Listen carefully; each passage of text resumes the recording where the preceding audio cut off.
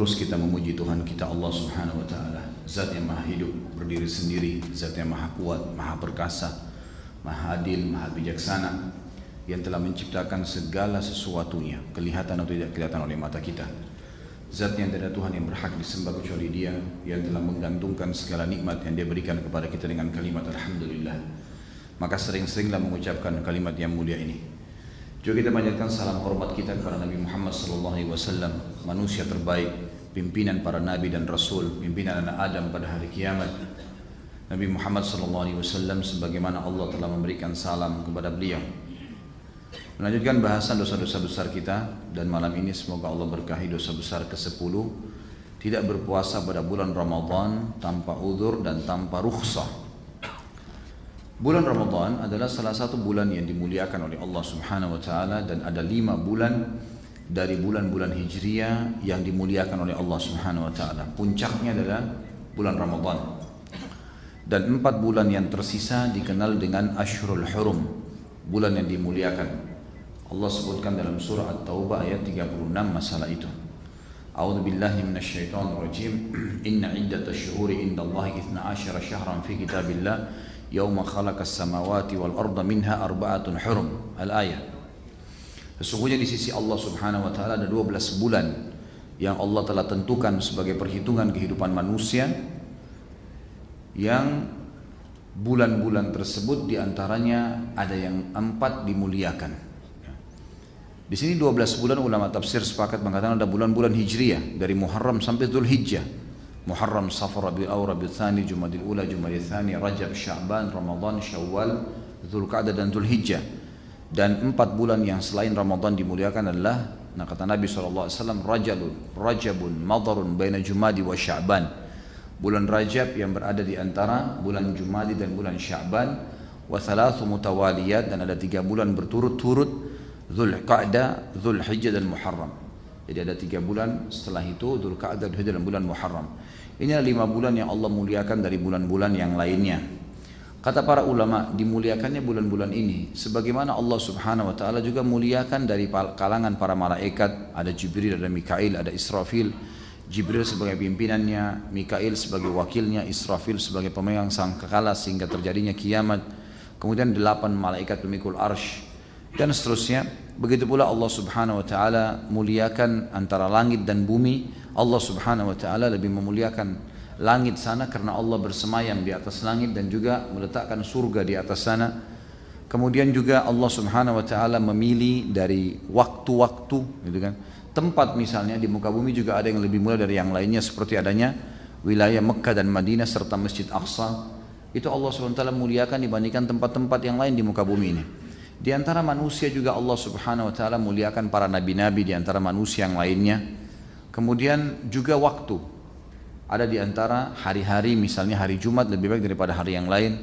Ada bulan Ramadan dan 4 bulan tadi dan seterusnya. Ini kuasa Allah Subhanahu wa taala dalam menjadikan bulan-bulan dan waktu-waktu, malaikat-malaikat tadi, manusia-manusia, tempat-tempat lebih mulia satu dibandingkan yang lain. Tetapi tidak ada di sisi Allah Subhanahu wa taala waktu yang sial. Semuanya waktu itu baik. Sebagaimana sabda Nabi SAW dalam hadis Bukhari, Allah berfirman hadis qudsi, La tasubbud dahar fa innid dahar. Jangan pernah kalian mencaci maki waktu, karena waktu adalah ciptaanku. Tidak ada waktu sial kata ulama hadis, tapi ada waktu lebih baik daripada yang lainnya, gitu kan? Sama halnya tidak ada manusia sial, tapi ada manusia lebih baik dari yang lainnya. Kalau ada seseorang kena cobaan, kalau bukan karena peninggian derajatnya, maka bisa saja memang karena kesalahan dia sendiri. Dia pernah mencuri maka dicuri, dia pernah memfitnah maka difitnah, dia pernah memukul maka dia akan dipukul. Memang itu sunnatullah, hukum. Tapi sebenarnya kalau manusia itu berjalan di yang benar, tidak ada kata-kata sial bagi mereka. Dia akan terus bahagia saja. Ada yang lebih baik dari yang lainnya. Berbicara dari salah satu dari 5 bulan yang mulia, itu bulan Ramadan. Setahun sekali ini, bulan ini penuh dengan banyak sekali berkahnya. Kata para ulama, satu-satunya bulan di mana manusia yang beriman diwajibkan puasa hanya bulan Ramadan. Selain daripada itu, kalaupun ada puasanya, maka puasanya sunnah. Ini fadilah yang pertama. Dan bulan Ramadan ini memiliki fadilah-fadilah yang lain yang bulan lain tidak miliki. Di antaranya sabda Nabi SAW dalam hadis sahih, kalau mau tiba Ramadan, beliau selalu bersabda kepada para sahabatnya, telah tiba buat kalian bulan Ramadan, bulan yang penuh dengan berkah. Berkah artinya semua orang akan mendapatkan merata kesenangan, kegembiraan, ketentraman, itu namanya berkah. Di Ramadan walaupun panas musim kemarau, semuanya orang, mayoritasnya tidak semua, mayoritas orang beriman berpuasa. Mereka saling berbagi, mereka saling merendah. Umumnya orang-orang yang bermaksiat terdam di bulan Ramadan. Itu makna daripada berkah. Bulan yang penuh dengan berkah dan rahmah. Rahmah adalah kasih sayang Allah yang diberikan dengan cara pelipat gandaan pahala orang-orang yang beramal soleh dan juga peredaman dosa dari orang-orang yang bermaksiat. Makanya dalam hadis lain dikatakan riwayat Bukhari, kalau tiba Ramadan maka malaikat berseru, wahai pelaku kebaikan, lipat gandakan segera pahala kalian karena pahala sedang dilipat gandakan, dan wahai pelaku keburukan, segeralah taubat karena kesempatan Allah sedang menyempitkan jalanmu. Jadi lagi sempit jalannya untuk berbuat dosa. Bulan yang penuh dengan berkah dan rahmah, kata Nabi SAW, Allah berfirman, Nabi SAW mengatakan, Allah melihat persaingan kalian pada bulan itu, maka lihatkanlah yang terbaik dari kalian di sisi Allah Subhanahu wa ta'ala. Disuruh kita melakukan yang terbaik. Bulan Ramadan termasuk bulan akan membersihkan dosa kita, sebagaimana hadis Bukhari Muslim. Kata Nabi SAW, antara Jumat ke Jumat, antara Ramadan ke Ramadan, antara umrah dengan umrah, pengampunan dosa di antara keduanya selama seseorang meninggalkan dosa-dosa besar. Jadi kalau selama setahun ini dari Ramadan yang kemarin sampai Ramadan akan datang, ada dosa-dosa kecil yang kita lakukan, tidak sengaja lihat yang haram, tidak sengaja jama yang haram, ada dosa-dosa kecil yang selain dosa besar, maka begitu tiba Ramadan akan datang, kita berpuasa, dosa kecilnya otomatis dibersihkan selama setahun itu. Ini fadilah yang luar biasa dari bulan Ramadan. Juga dalam hadis Bukhari Muslim disebutkan, siapa yang mendirikan atau siapa yang berpuasa Ramadan dan mendirikan malamnya dengan keimanan, man shama Ramadhana imanan wa ihtisaba. Hadis lain dikatakan man qama Ramadhana imanan wa ihtisaba, ghufira ma taqaddam min dzambi. Siapa yang berpuasa Ramadan karena keimanan, yakin itu perintah Allah, rukun Islam, dan mengharapkan pahalanya, maka akan diampuni dosa-dosanya yang telah lalu. Begitu pula dengan barang siapa mendirikan malamnya dengan sholat malam, tarawih atau tahajud, maka dengan keimanan dan mengharapkan pahalanya akan diampuni juga dosa-dosanya yang telah lalu. Jadi ini berarti jelas Ramadan akan membersihkan dosa-dosa kita asal berpuasa dan mendirikan malamnya dengan iman dan mengharapkan pahala. Dalam riwayat yang lain hasan, riwayat Imam Ahmad, kata Nabi SAW, siapa yang mendirikan malam Ramadan sampai imamnya bubar. Kalau dia sholat dengan imam sampai imamnya bubar, dari sholat sampai selesai sholat berjamaah, maka dicatatkan baginya beribadah semalam suntuk. Dicatatkan baginya beribadah semalam suntuk. Ya. Makanya teman-teman yang mau memang sholatnya cuma 8 rakaat Ramadan tarawih, maka dia sholat di masjid yang 8 rakaat, sehingga kalau imamnya selesai 8 rakaat dan tambah witir 3 sudah bubar, Anda sudah dapatkan fadilah ini. Kalau Anda memang sholat di sebuah masjid yang 23 rakaat, ya 23 rakaat dikerjakan. Karena kalau kita keluar sebelum imam, bukan berdosa, tapi kehilangan fadilah. Karena di sini syaratnya memang sampai imamnya bubar, gitu kan? Sampai imamnya bubar. Dan insya Allah di sini saya melihat tidak ada perselisihan sebenarnya. Cuma ada sebagian teman-teman yang agak menekankan masalah, udah 8 sama 11. Hadis Aisyah radhiyallahu anha bahwasanya Nabi SAW tidak pernah menambah lebih dari 11 rakaat Ramadan atau luar Ramadan, gitu kan? Ini pendapat pertama, dan akhirnya tidak mungkin ada ditambah sholat lagi. Termasuk kalau orang sudah tarawih nggak ada lagi sholat tahajud di malam hari. Ini pendapat tentunya. Ada pendapat yang lain mengatakan tidak seperti itu pemahamannya. Aisyah radhiyallahu anha menyampaikan tentang apa yang beliau tahu di rumahnya. Sementara istri Nabi SAW pada saat itu 11 orang. Jadi Aisyah bertemu malam bersama Nabi SAW adalah setiap 11 malam. Jadi bisa saja Aisyah radhiyallahu anha menceritakan tentang keadaan yang dia tahu tentang keadaan Nabi SAW. Karena ternyata Umar bin Khattab yang juga sering mengambil hukum dari anaknya Hafsah, salah satu istri Nabi SAW juga yang lain, Umar bin Khattab melengkapkan sholat tarawih dari 8 menjadi 20. Karena berpegang pada hadis Qiyamul Lail Mathna Mathna, sholat malam 2 rakaat, 2 rakaat. Artinya boleh berapa rakaat saja, yang penting dia dilakukan pada malam hari. Maka Umar bin Khattab melakukan sampai 20 rakaat dan witir tetap 3. Dan ini bukan perbuatan yang baru, gitu kan? Ini perbuatan yang memang sudah ada dasarnya. Kemudian pada saat Umar ditanya, Kenapa anda lakukan ini? Kata Umar, ni'ma bid'ah hadhihi. Ini sebaik-baik bid'ah. Ini juga banyak orang salah faham nih. Dianggap Umar buat bid'ah. Umar di sini bermaksud dengan bid'ah secara etimologi, bahasa. Karena Umar bin Khattab tahu sholat tarawih dasarnya sudah ada. Sudah ada sebelumnya, bukan tidak ada. Sudah ada. Dan beliau berpegang pada hadis yang kata Nabi SAW, qiyamul lail 2 rakaat, maka beliau berpegang. Maka bukan bid'ah yang istilah di sini. Karena kalau bid'ah istilah berarti Umar melarang-larang apa yang tidak ada, gitu kan? Dan juga Umar bin Khattab di sini termasuk salah satu dari khulafaur rasyidin. Khulafaur rasyidin.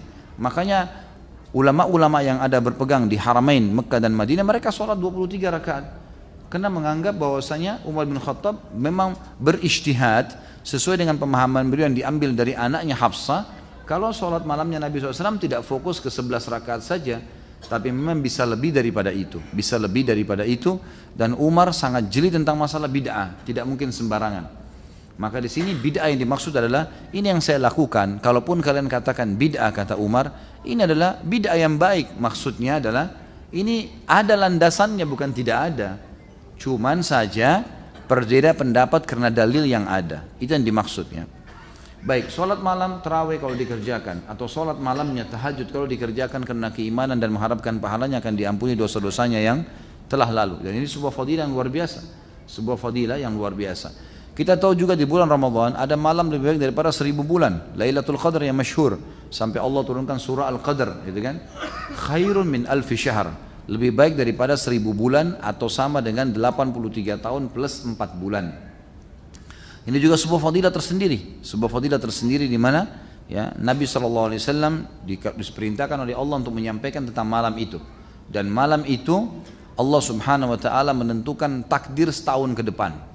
Sebenarnya tolok ukur kata para ulama, ya, bagaimana seorang Muslim mengetahui takdir dia setahun ke depan itu dari Lailatul Qadar ke Lailatul Qadar. Ya. Karena memang di sini penentuannya. Makanya dalam hadis Bukhari, waktu Aisyah bertanya radhiyallahu anha, ya Rasulullah, apa yang saya harus lakukan kalau saya dapatkan Lailatul Qadar? Maka kata Nabi SAW, perbanyaklah Allahumma innaka afuun tuhibbul afwa fa'fu anni. Ya Allah, kau zat yang maha pengampun, ampunilah saya, maafkanlah saya. Apa makna Lailatul Qadar dengan minta maaf? Bukankah istighfar bisa tiap hari? Kata para ulama, karena Lailatul Qadar penentuan waktu setahun. Jadi kalau orang istighfar pada saat itu sama dengan meminta istighfar untuk diampuni setahun ke depan. Sama dengan minta diampuni setahun ke depan. Ini juga sebuah fadilah yang lain, gitu kan? Sebuah fadilah yang lain. Belum lagi puasa yang dikerjakan memang cukup banyak fadilahnya, di antaranya hadis sahih riwayat Imam Muslim. Kata Nabi SAW, man sama yawman fi sabilillah abadahu Allahu bidzalikal yawm anin nari sab'ina kharifa. Siapa yang puasa satu hari di sisi Allah, satu hari saja, wajib atau sunnah, tentu didahulukan wajib di sini, maka Allah akan jauhkan dia dengan satu hari puasa itu 70 tahun dari api neraka. Dan Ramadan kita tahu 30 hari kita berpuasa. Ramadan teman-teman sekalian adalah salah satu dari rukun Islam, berpuasa padanya. Dan kita tahu rukun Islam yang 5 wajib semuanya, cuma dibagi 3 lagi oleh para ulama. Yang pertama, wajib tidak ada toleransi di situ. Itu adalah syahadat dan sholat.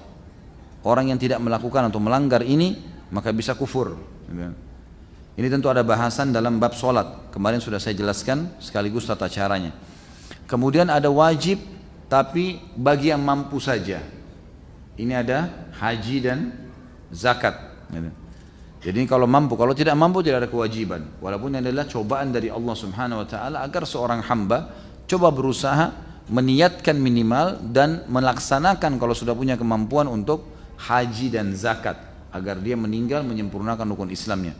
Dan yang terakhir, yang ketiga, ini saksi bahasan kita, adalah wajib tapi masih bisa diganti ya kalau ya, seseorang punya udzur. Itulah puasa Ramadan. Dan di sini judul dosa besar kita yang kelima, yang ke-10 adalah tidak berpuasa pada bulan Ramadan tanpa udzur dan tanpa rukhsah. Apa bedanya udzur sama rukhsah? Udzur itu teman-teman sekalian sesuatu yang terdapat pada diri seseorang yang dia tidak bisa toleransi. Tidak bisa toleransi. Misal pikun, sudah lupa sama sekali, gila. Ini udzur. Artinya dia tidak ada jalan lain. Tidak bisa memang puasa Ramadan. Ini masuk dalam istilah udzur. Jadi dia tidak bisa lagi. Atau dia berada di satu tempat yang dia tidak tahu apakah ini Ramadan sudah masuk atau tidak. Tidak jelas bagi dia. Maka ini termasuk dalam masalah udzur, ketidaktahuan, gitu kan? Ini semua masuk dalam masalah udzur. Kalau rukhsah adalah keringanan. Misal musafir, sakit, gitu kan. Masuk dalam udzur tadi wanita haid ya. Wanita haid, wanita nifas, itu semua masuk dalam udzur. Emang dia nggak bisa menghindar dari situ. Tapi kalau rukhsah bisa, masih bisa kita menghindar. Safar misalnya, keringanan, boleh buka puasa, boleh puasa, gitu kan. Sakit, dia masih bisa bertahan, dia mau puasa, haknya dia. Nggak ada larangan dalam masalah itu. Seperti Urwah bin Zubair rahimahullah, seorang ulama tabi'in, anaknya Zubair bin Awam radhiyallahu anhu, salah satu dari 10 sahabat yang jamin masuk surga, ulamanya Madinah. Beliau di akhir hidupnya, kalau saya tidak salah umurnya sudah 70 lebih atau 80 lebih, beliau tetap berpuasa pada hari beliau meninggal dunia. Beliau berpuasa pada itu puasa sunnah. Padahal itu puasa sunnah. Dan disuruh buka puasa oleh kerabatnya. Buka puasa lah, Anda sudah tua mungkin tidak tahan. Dia bilang tidak. Kalaupun saya meninggal hari ini, saya mau meninggal dalam kondisi saya berpuasa kepada Allah Subhanahu Wa Taala. Dari sini juga ulama mengambil beberapa istinbat hukum, ya hukum.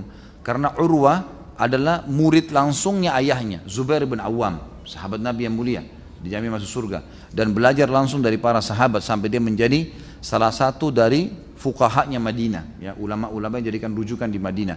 Maka beliau melihat tidak ada pembatalan puasa bagi orang yang mampu. Silakan saja, gitu kan.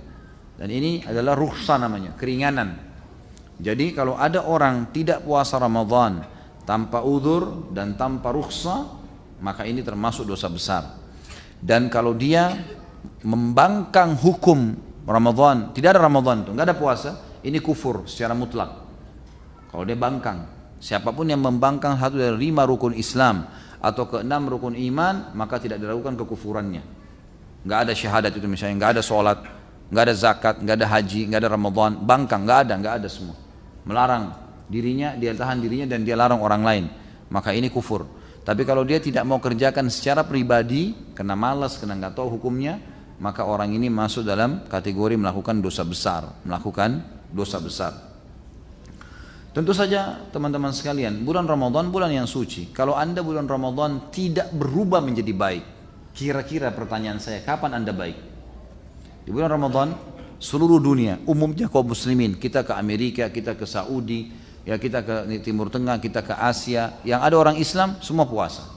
Satu segelintir orang yang tidak puasa, yang lainnya semua puasa. Artinya kalau pada saat itu rame-rame saja Anda tidak mau puasa, kira-kira kapan akan puasa? Kalau pada saat itu rame-rame kaum muslimin membaca Al-Quran dan Anda tidak ikut baca Quran, kira-kira kapan akan baca Al-Quran? Kalau pada saat itu rame-rame kaum muslimin sholat tarawih, sholat malam di masjid, meramaikan masjid-masjid mereka di muka bumi ini semuanya. Bahkan orang-orang non-muslim pun pada bulan Ramadan rame-rame merayakan Ramadan, gitu kan. Baik itu mungkin dengan diskon produknya, baik itu dengan beragam macam promosi-promosi mereka. Yang jelas kalau mendukung agama kita selama tidak haram tidak ada masalah. Tapi kita yang tidak boleh dukung agama mereka. Tidak bisa sama sekali karena memang yang benar adalah agama Islam. Ya, tidak boleh kita mendukung yang selain Islam. Inna dina indallahil Islam. Jadi tidak boleh. Ramadan, kalau Ramadan orang semua sholat tarawih teman-teman sekalian. Lalu Anda tidak sholat, kapan Anda akan sholat malam nih? Kira-kira. Kalau orang rame-rame ini semua. Kalau Ramadan kaum muslimin berlumba-lumba meninggalkan kemaksiatan, dan Anda tidak tinggalkan, kapan Anda akan meninggalkan kemaksiatan? Kan luar biasa semuanya, gitu kan? Maka Ramadan, dalam salah satu tema saya ada di YouTube, judulnya Dahsyatnya Ramadan, saya menjelaskan Ramadan adalah bulan training yang luar biasa. Kalau ada lembaga training teman-teman sekalian, anggaplah di Jakarta ini, orang ikuti lembaga training, dan training itu orang rame-rame mendaftar karena alasan trainernya bagus. Juga mungkin staff-staffnya bagus. Diharapkan kita mendaftar di situ ikut training dan kita output nanti keluar dari situ juga menjadi bagus, gitu kan? Orang bayar banyak, sampai 5 juta, sampai 10 juta hanya untuk meningkatkan satu skill saja. Ramadan teman-teman lembaga training terbesar di dunia. Trainernya Allah langsung. Kemudian staffnya semua para malaikat. Ini luar biasa, gitu kan? Tidak ada lembaga training begini. Dan fadilah yang didapatkan sangat besar. Nggak bisa digambarkan lagi fadilahnya. Pengampunan dosa, peninggian derajat, lebih baik daripada 1000 bulan, dan terlalu banyak.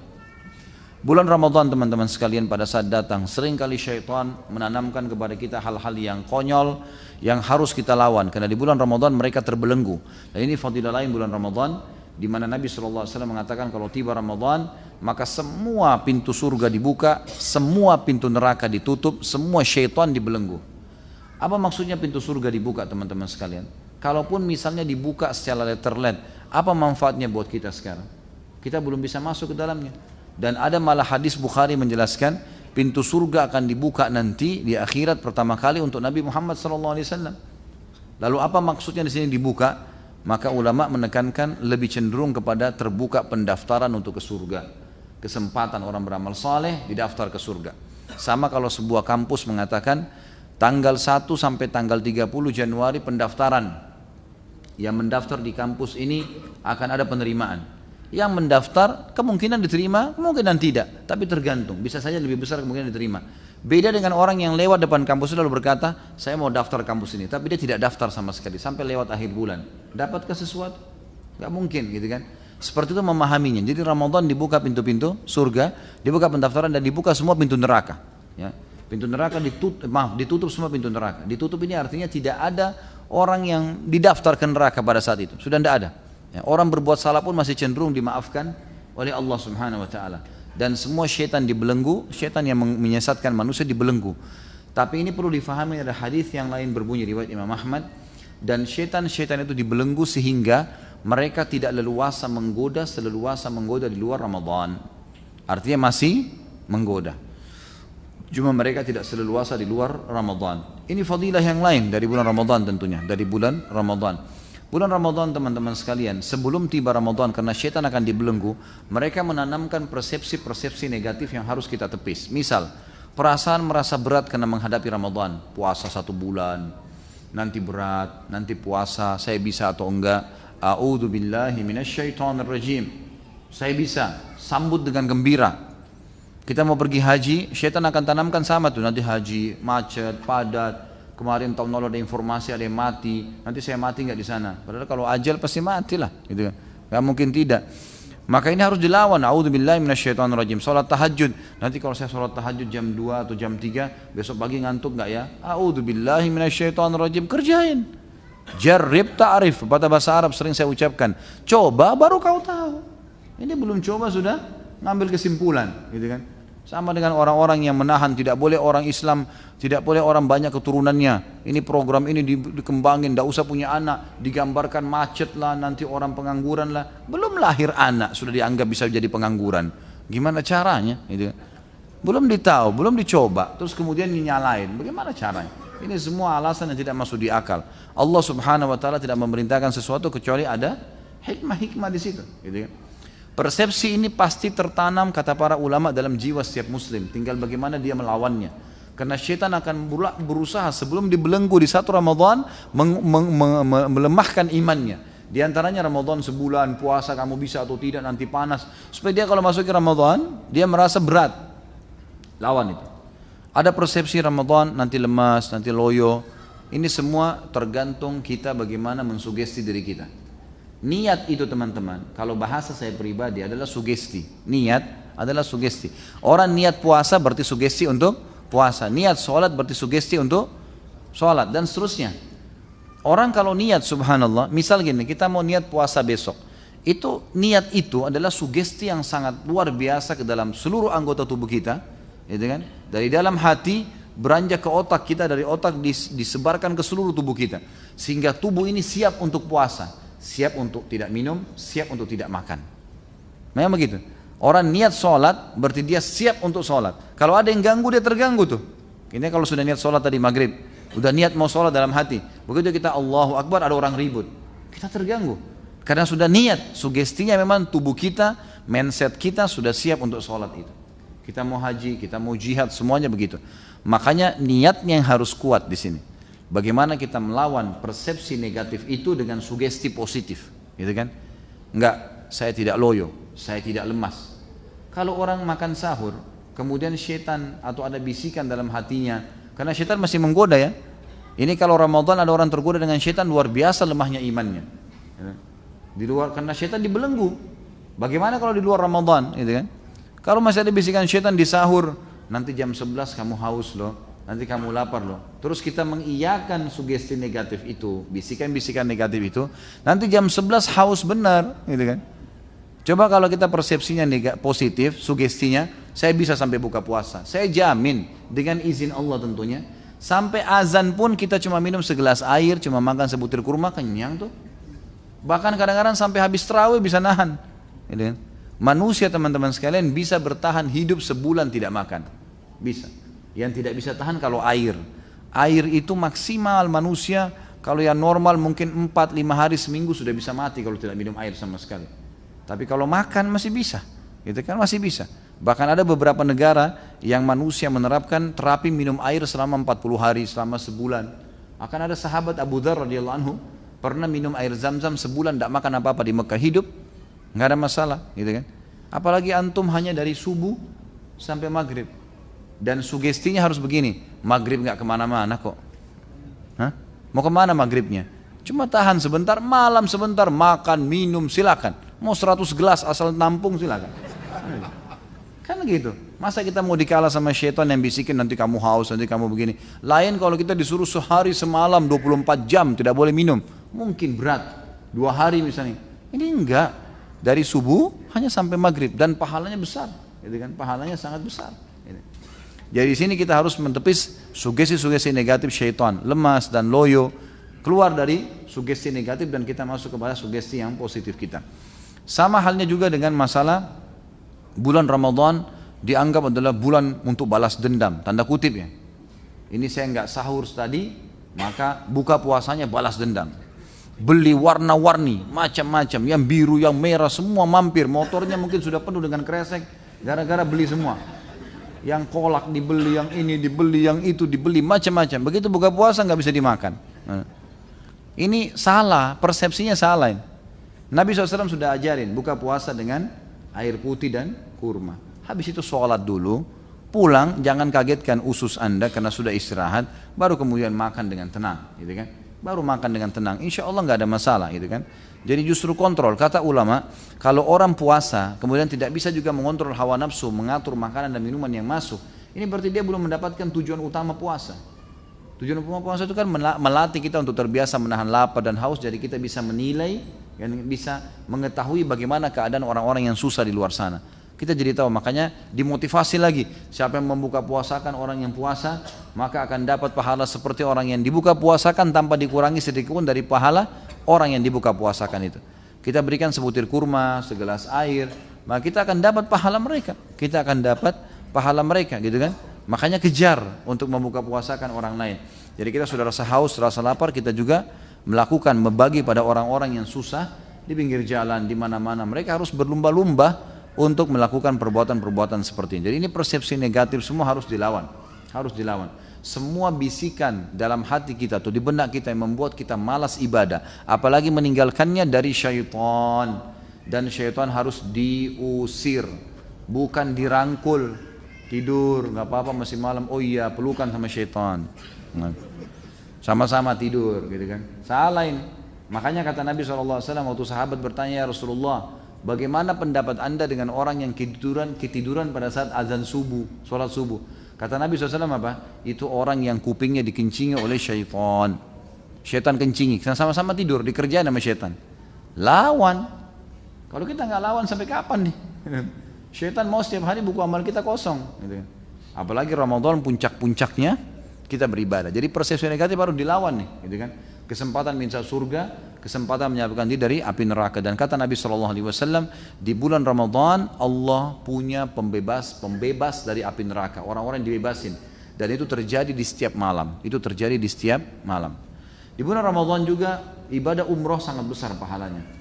Maka dianjurkan untuk umroh di bulan Ramadan. Kalau teman-teman bisa umroh sekali seumur hidup atau sekali setahun, maka umrohlah di bulan Ramadan, gitu kan? Kalau itu ditabung dulu, disimpan, karena Ramadan berbeda. Kata Nabi SAW, umratu fi Ramadan ta'dilu hujjatan ma'i.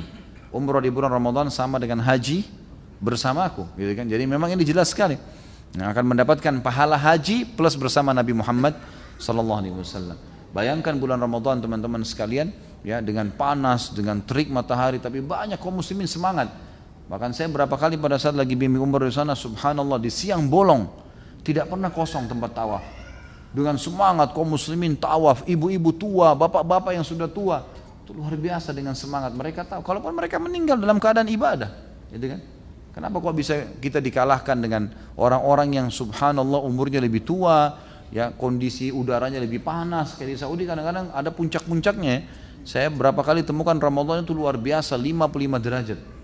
Panas luar biasa, kering tenggorokan, tambah plus panasnya matahari, tambah kita setiap saat jalan menuju ke Masjid Haram gitu kan, untuk sholat. Tapi ya kita tahu ini pahala, bersabar ya, pahalanya lebih besar. Ingat, setiap ibadah yang lebih berat cobaannya, maka lebih besar pahalanya. Setiap ibadah yang lebih ringan, maka lebih ringan juga pahalanya. Kalau orang bangun di musim dingin, lagi menggigil, bangun sholat tahajud, beda dengan orang bangun di musim semi. Beda pahalanya. Mereka lagi musim dingin, saya dapat foto dari beberapa teman di Eropa. Ini Ustaz, orang-orang lagi pergi sholat subuh dan sekarang ini di bawah 0 derajat. Ikhwah-ikhwah lagi sholat difotoin sama dia. Ini mereka masih pergi ke masjid, walaupun dengan di bawah 0 derajat, luar biasa dinginnya. Ini beda pahalanya dengan kita di sini. Di sini Masya Allah Indonesia nikmat, nggak ada dingin, nggak ada panas, masih tidur juga. Masih disayang-sayang sama syaitan. Ini bagaimana kalau kita pindah ke Eropa ini kan? Bagaimana kalau kita pindah di negara-negara yang luar biasa gitu? Makanya harus bisa dilawan gitu kan? Jadi di bulan Ramadan, umroh di bulan Ramadan ada pahalanya sangat besar dan ini dianjurkan untuk dilakukan. Saya tidak punya dana Ustaz, niatin dulu. Allah Subhanahu wa taala akan membalas sesuai dengan kadar niatnya. Kata ulama, makna innamal a'malu binniyat. Semua orang akan dibalas dengan kadar niatnya. Ini bukan cuma sekedar ibadah diikuti dengan niat dalam hati. Tetapi kata para ulama ada juga makna yang lain yang menguatkan, menambah informasi tadi semua amal harus diikuti dengan niat dalam hati adalah bahwasanya siapapun yang niat mengerjakan itu, Allah akan berikan pahalanya atau Allah akan mudahkan dia melakukannya. Sebagaimana dalam hadis yang lain dikatakan siapa yang niat mau mengerjakan satu perbuatan baik, Allah akan mencatatkan baginya satu pahala lengkap. Kalau dia kerjakan akan diberikan 10 kali lipat sampai 700 kali lipat. Dan siapa yang niat berbuat buruk, kemudian dia batalkan karena Allah, Allah berikan satu pahala lengkap. Kalau dia kerjakan dosa itu hanya diberikan satu dosa saja, gitu kan? Ini karunia yang luar biasa. Kita niatkan, ya niatkan dengan cara yang baik teman-teman sekalian. Dan kalau tiba Ramadan, camkan baik-baik dalam diri kita. Allahu alam, apakah Ramadan ini Ramadan masih ya terakhir atau kita masih dapat Ramadan akan datang? Kita nggak pernah tahu.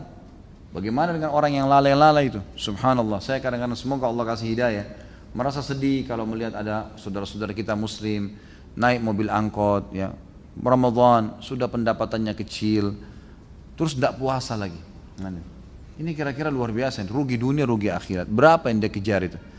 Dan itu subhanallah kadang-kadang mereka bisa puasa, tidak makan, tidak minum, yang penting merokok. Merokok bisa, tidak makan, tidak minum, tapi rokok tidak bisa.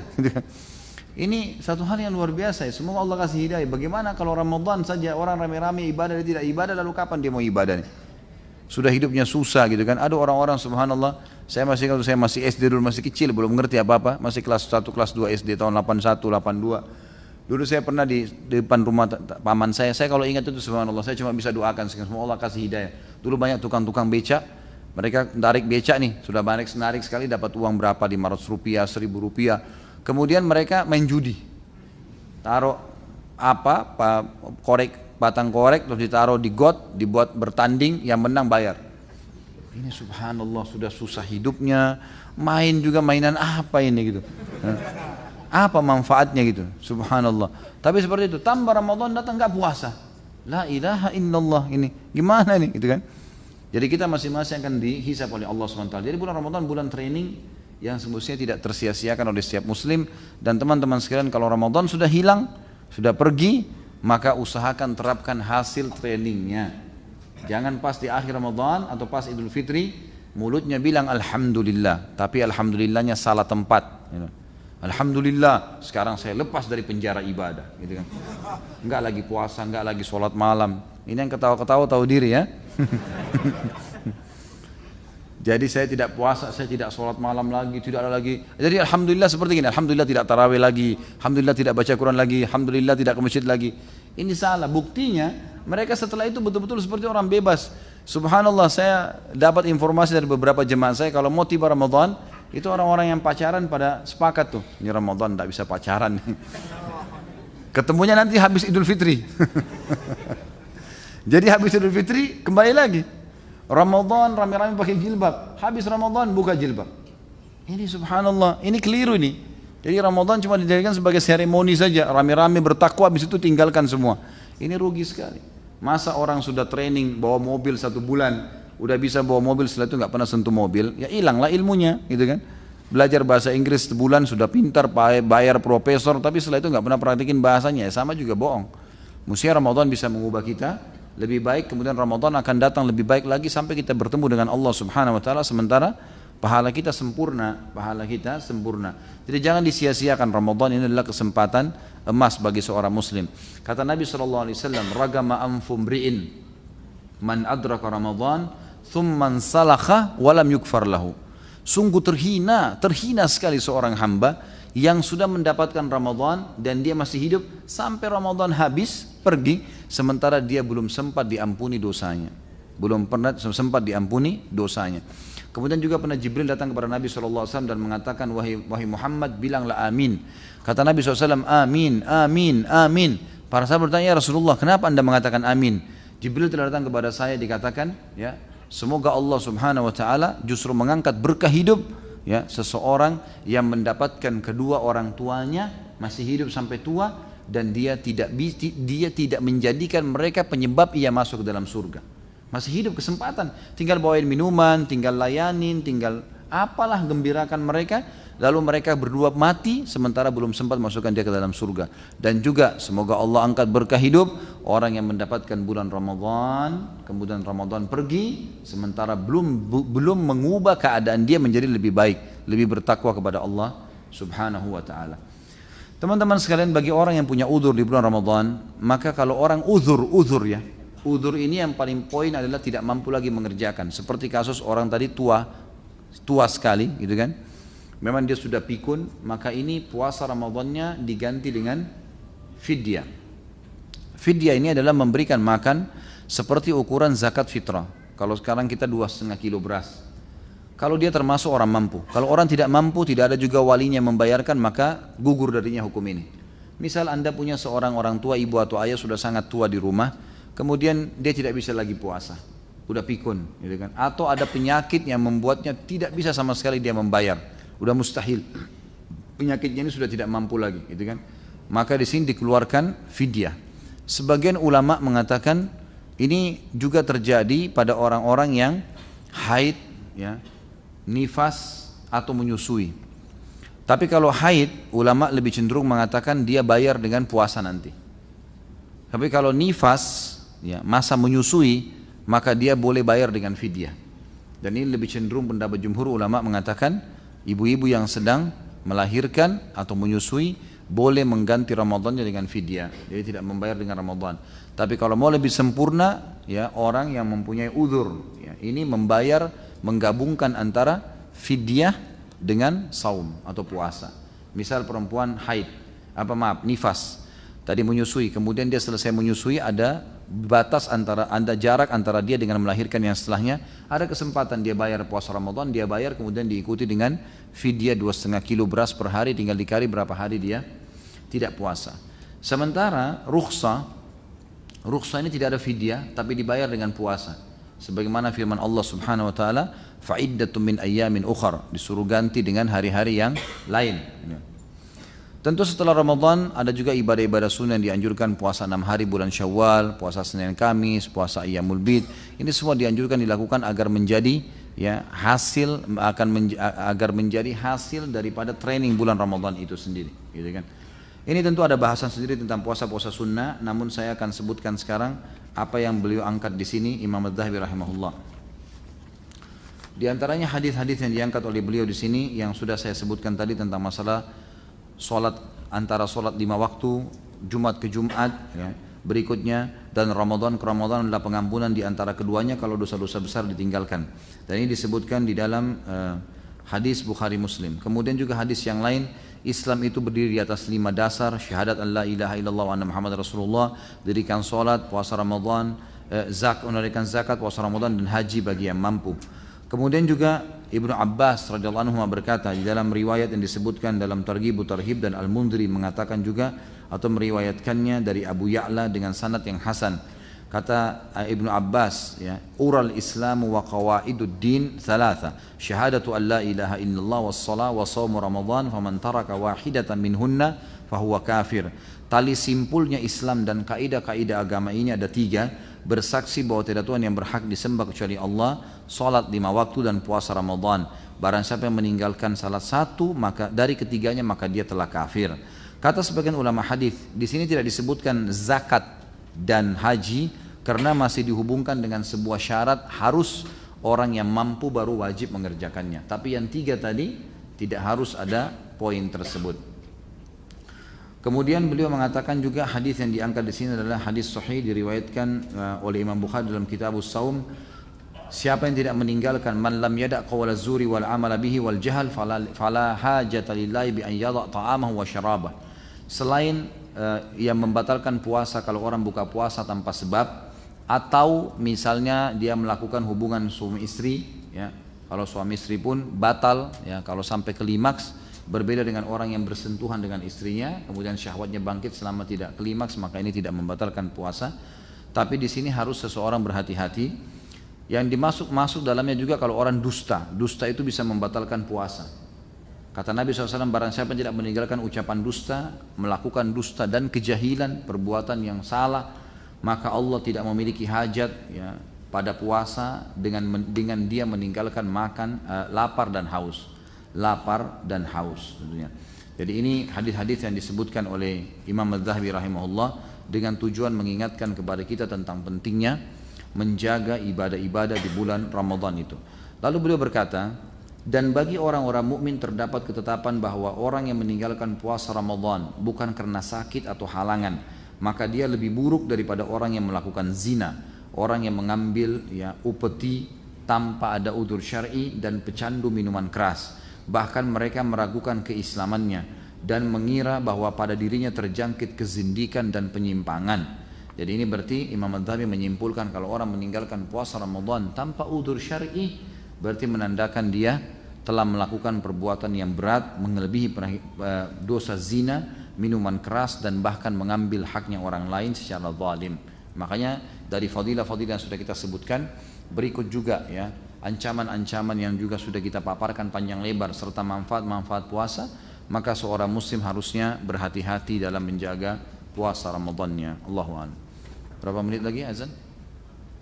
Ya? 5 menit lagi. Baik, kalau ada yang mau bertanya nanti silakan ditulis seperti biasa. Saya coba bacakan sambil nunggu waktu.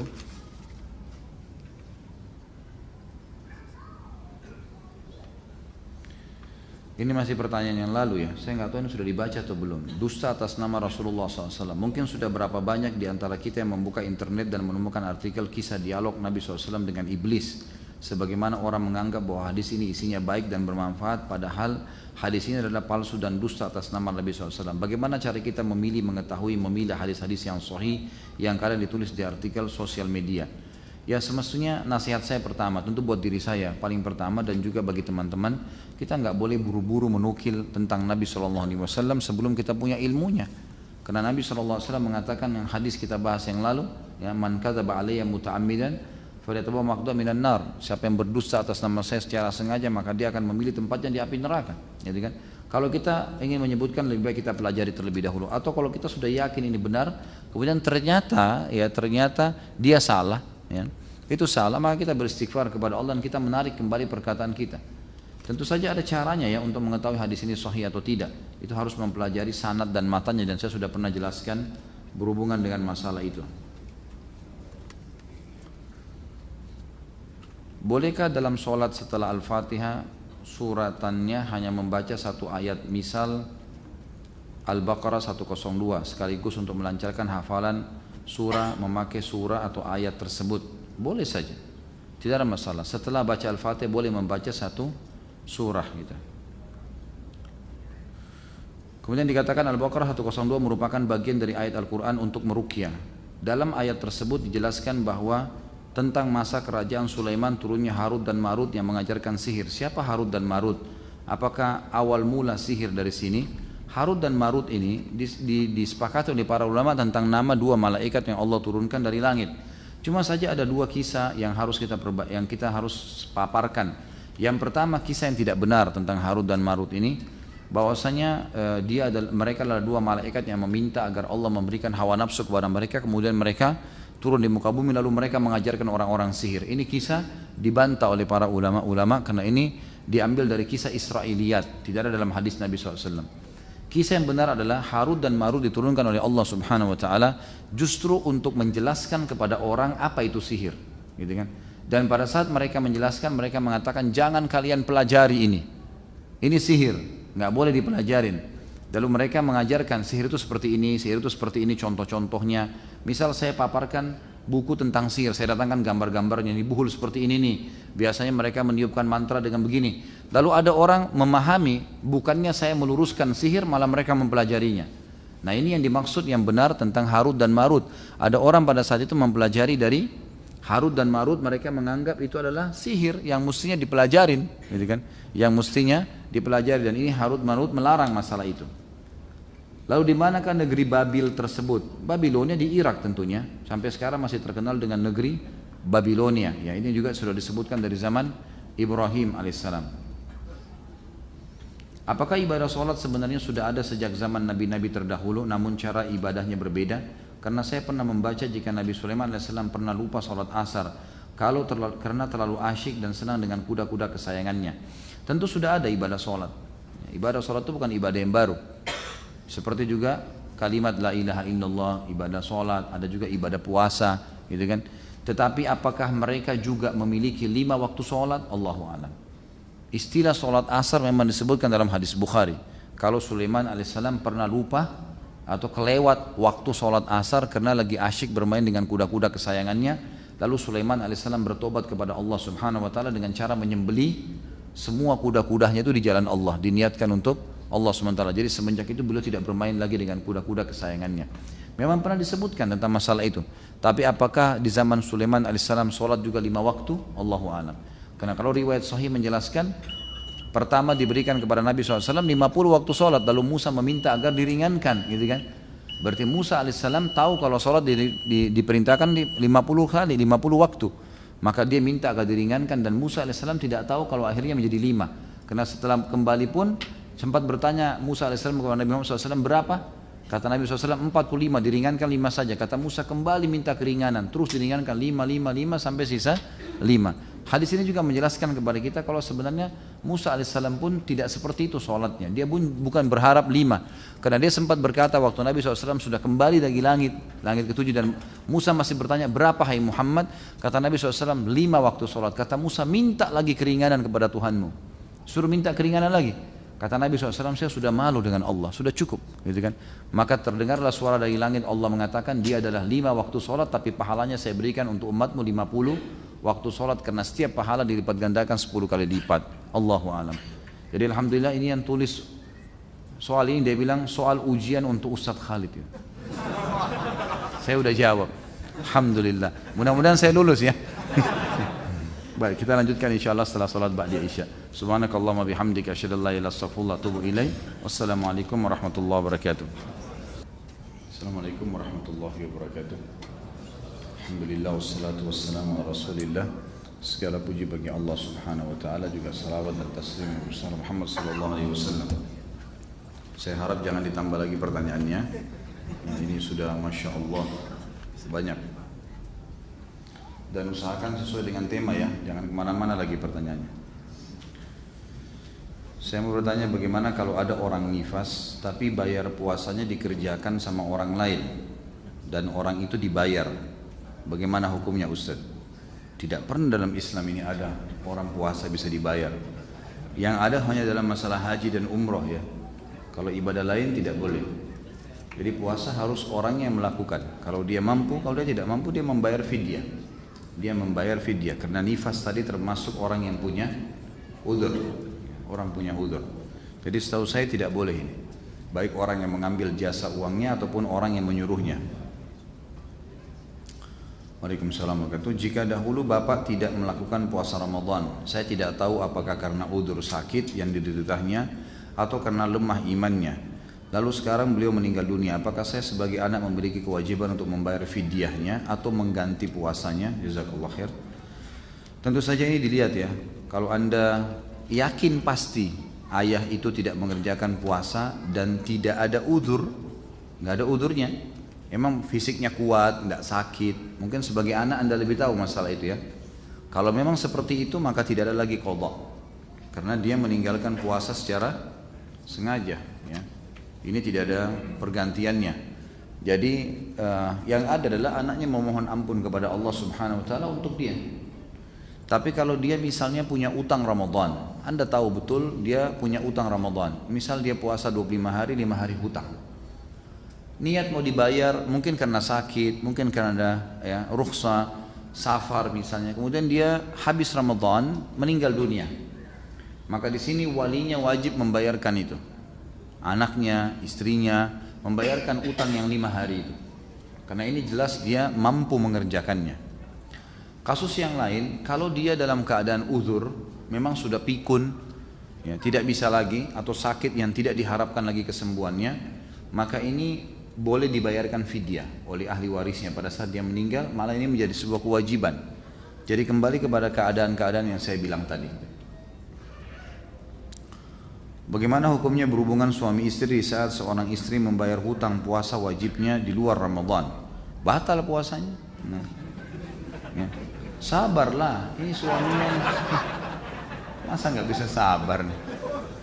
Kalau setiap istrinya bayar utang Ramadan diganggu kan kesian. Kapan bayar utangnya? Ya nggak Pak Yoyo? Nah, iya, harusnya begitu. Jadi kalau istri lagi puasa pulangnya habis maghrib, kan itu. Jadi batal puasanya kalau emang dibatalin oleh suaminya batal. Tapi ini tidak boleh semestinya. Semestinya si istri nggak boleh batalin, semestinya. Karena ini puasa wajib. Ketaatan pada manusia hanya kalau bukan berbau maksiat pada Sang Pencipta. Misal masalah sunnah. Kalau puasa Senin Kamis, puasa Ayyamul Bid nggak apa-apa dibatalin. Tapi kalau bayar puasa Ramadan ini wajib, nggak bisa. Hak wajibnya Allah kalau ketemu dengan hak wajibnya makhluk yang didahulukan yang mana? Hak wajibnya Allah, karena ini bayar utang Ramadan hak wajib Allah. Jadi di sini suami berdosa kalau dia batalkan puasa istrinya, istri juga berdosa, bukan udzur itu. Bukan udzur untuk membatalkan karena hubungan biologis ya. Ini juga nggak masuk dalam rukhsah, nggak ada rukhsah. Masih masuk dalam rukhsah kalau dia musafir malah, gitu kan? Lain kalau suami istri musafir, kemudian mereka membatalkan puasa dengan niat karena safar, maka itu boleh. Tapi nggak boleh direkayasa ya. Jangan nanti gara-gara mau berhubungan biologis kita safar keluar yuk balik lagi. Nah ini nggak boleh. Ya. Tentu di sini kalau dia lakukan, Allahu alam. Pendapat ulama khilaf tentang kalau orang melakukan di bulan Ramadan suami istri maka ada kafarah kan. Selain dia membayar utang Ramadan itu, misal suami istri di siang hari Ramadan berhubungan biologis batal puasanya. Tidak ada rukhsah, bukan karena safar, bukan karena sakit. Juga bukan karena udzur, gitu kan? Maka kemudian mereka batal puasanya karena berhubungan biologis. Ini selain bertobat kepada Allah, bayar nanti utang Ramadannya di luar Ramadan dan juga kena kafarah. Kafarahnya itu bebasin budak, kalau nggak punya maka puasa 2 bulan berturut-turut, kalau nggak punya maka memberikan makan 60 orang miskin, gitu kan? Tapi kalau misal di luar Ramadan, kayak pertanyaan ini, di luar Ramadan, ini yang berselisih pendapat ulama. Apakah juga orang yang bayar utang Ramadan kena denda kafarah kalau dia batalkan? Ini pendapat ulama, ada yang mengatakan tidak kena, ada yang mengatakan kena. Tapi pendapat yang paling kuat tetap kena. Karena permasalahannya dia sedang melakukan puasa Ramadan walaupun di luar Ramadan. Dan ini masih berhubungan karena Allah Subhanahu wa taala pada saat berfirman, "Fa'iddatun min ayyamin ukhar", gantikan dengan hari-hari yang lain. Ini yang diganti adalah puasa Ramadan. Berarti hukum Ramadan berlaku padanya walaupun di luar Ramadan. Di beberapa masjid ada yang melaksanakan sholat tarawih 2 kelompok, yang mana jemaah yang 11 rakaat gabung dengan yang 23 rakaat. sampai rakaat ke-8 jamaah yang 11 rakaat melaksanakan witir terlebih dahulu dengan imam yang baru, sementara jamaah yang 23 rakaat menunggu sampai selesai sholat witir, dan setelah itu imam jamaah yang ke-23 rakaat melanjutkan sampai selesai. Bagaimana hukumnya hal yang seperti ini Ustaz? Apakah jemaah yang melaksanakan witir yang terlebih dahulu akan mendapatkan pahala solat semalaman? Ini insya Allah dua-duanya nggak ada masalah. Ya, perilaku ini boleh-boleh saja karena semuanya sunnah. Dan dua-duanya memang ada dalam sunnah-sunnah agama kita gitu kan, perintah Nabi SAW, dan ada juga perilaku Umar bin Khattab radhiyallahu anhu. Jadi ulama mengatakan boleh mengerjakan 11, boleh mengerjakan 2 rakaat malah. Kalau solat sunnah, gitu kan, bebas. Dia kerjakan 11 kemudian dia witir lalu dia bubar, itu boleh saja. Kalau misalnya dia bubar dengan imam yang baru, ya, imam yang memang cuma menyelesaikan 11 dan dianggap selesai pada saat itu, Allahu a'lam, mudah-mudahan kita berharap dua-duanya mendapatkan pahala semalam suntuk gitu kan. Tapi saya sarankan kalau anda punya kekuatan, punya kemampuan, sholat aja 23, nggak ada masalah gitu kan. Atau sekalian cari masjid yang memang dasarnya cuman 11 rakaat, jadi sudah tidak ada lagi syubhat. Kalau tidak kita ragu ya, yang mana kira-kira mendapatkan pahala semalam suntuk nih, apakah imam pertama atau imam kedua gitu ya. Tapi yang jelas hadis menjelaskan sampai imamnya bubar gitu. Mengenai budaya Ramadan di Indonesia, banyak umat Islam di Indonesia mengadakan buka bersama dan sahur on the road. Sisi baik buka puasa bersama, silaturahim dari berbagai dan berbagi bersama.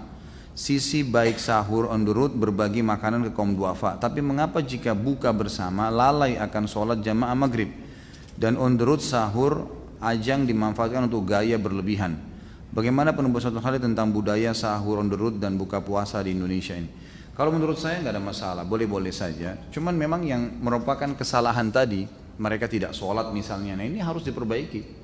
Orang yang berbagi makanan sekalian ingatkan, gitu kan? Kalau perlu memang di situ, Pak, alhamdulillah kita di Indonesia ini masjid dan musola penuh, banyak. Saya dapat data dari teman-teman di Jakarta Selatan, ada masjid, salah satu masjid yang besar Jakarta Selatan bilang sama saya, Ustaz, kami sudah kumpulin data, masjid dan musola Jakarta Selatan saja 2.200 sekian jumlahnya, Jakarta Selatan saja, belum timur, belum barat, belum tengah, ya, belum apa namanya pusat, ya, belum selatan. Ini artinya 5 wilayah Jakarta ini, pusat, utara, timur, selatan dan barat ini semuanya kalau kita pukul rata 2.000 satu wilayah saja, ini berarti kita punya 10.000, banyak sekali. Alhamdulillah azan dikumandangkan di mana-mana. Mestinya mereka setelah buka puasa Allah mudahkan dapat hadiah begitu, mampirlah. Teman-teman ini untuk apa? Rame-rame buka puasa pinggir jalan lalu maghrib nggak sholat, toh macet juga, gitu kan? Mampir masjid, musola, mampir sholat. Kalau tidak ada pun dekat itu ada SPBU, biasa ada musolahnya, banyak cara bisa mampir. Atau bawa sejadah mungkin di motor, ya, mungkin bisa mampir sholat di pinggir jalan. Alhamdulillah tidak, bukan aib itu, gitu kan? Mampir sholat mungkin di pinggir jalan tol atau mungkin di pinggir trotoar yang agak luas atau ada taman bisa mampir. Kalaupun tidak ada musola, tapi alhamdulillah kita banyak sekali musolahnya, tidak ada masalah ini. Mestinya itu yang diperbaiki ya. Jadi berbagi sahur dan buka puasa ini positif saja, ini bagus. Saya sangat mendukung bagaimana setiap muslim, karena banyak saudara-saudara kita yang macet akhirnya tidak sempat buka puasa. Maka ini penting sekali untuk kita bagiin gitu. Apa yang harus dilakukan oleh seorang mu'allaf jika bertemu dengan ulama dan belajar? Apa ini? Maka izinkan saya menyita waktu Anda dan banyak bertanya tentang Islam lewat Anda. Tolong jangan didelegasikan ke ustadz lain. Hormat saya Sepanus ya. Silakan saja kalau Anda mau bertanya. Ini mu'allaf kita, insya Allah silakan. Anda boleh bertanya kepada saya selama saya mampu menjawabnya. Insya Allah saya akan jawab. Dan saya sarankan bisa bergabung dengan lembaga yang sudah dibentuk sama teman-teman. Kalau tidak salah Ustadz Ali Bawazir yang ngisi di Wisal TV juga itu punya lembaga pembinaan mu'allaf. Nah, ini teman-teman saya semua bisa juga sambil belajar di sana. Kalau dengan saya pertanyaan yang saya mampu saya jawab.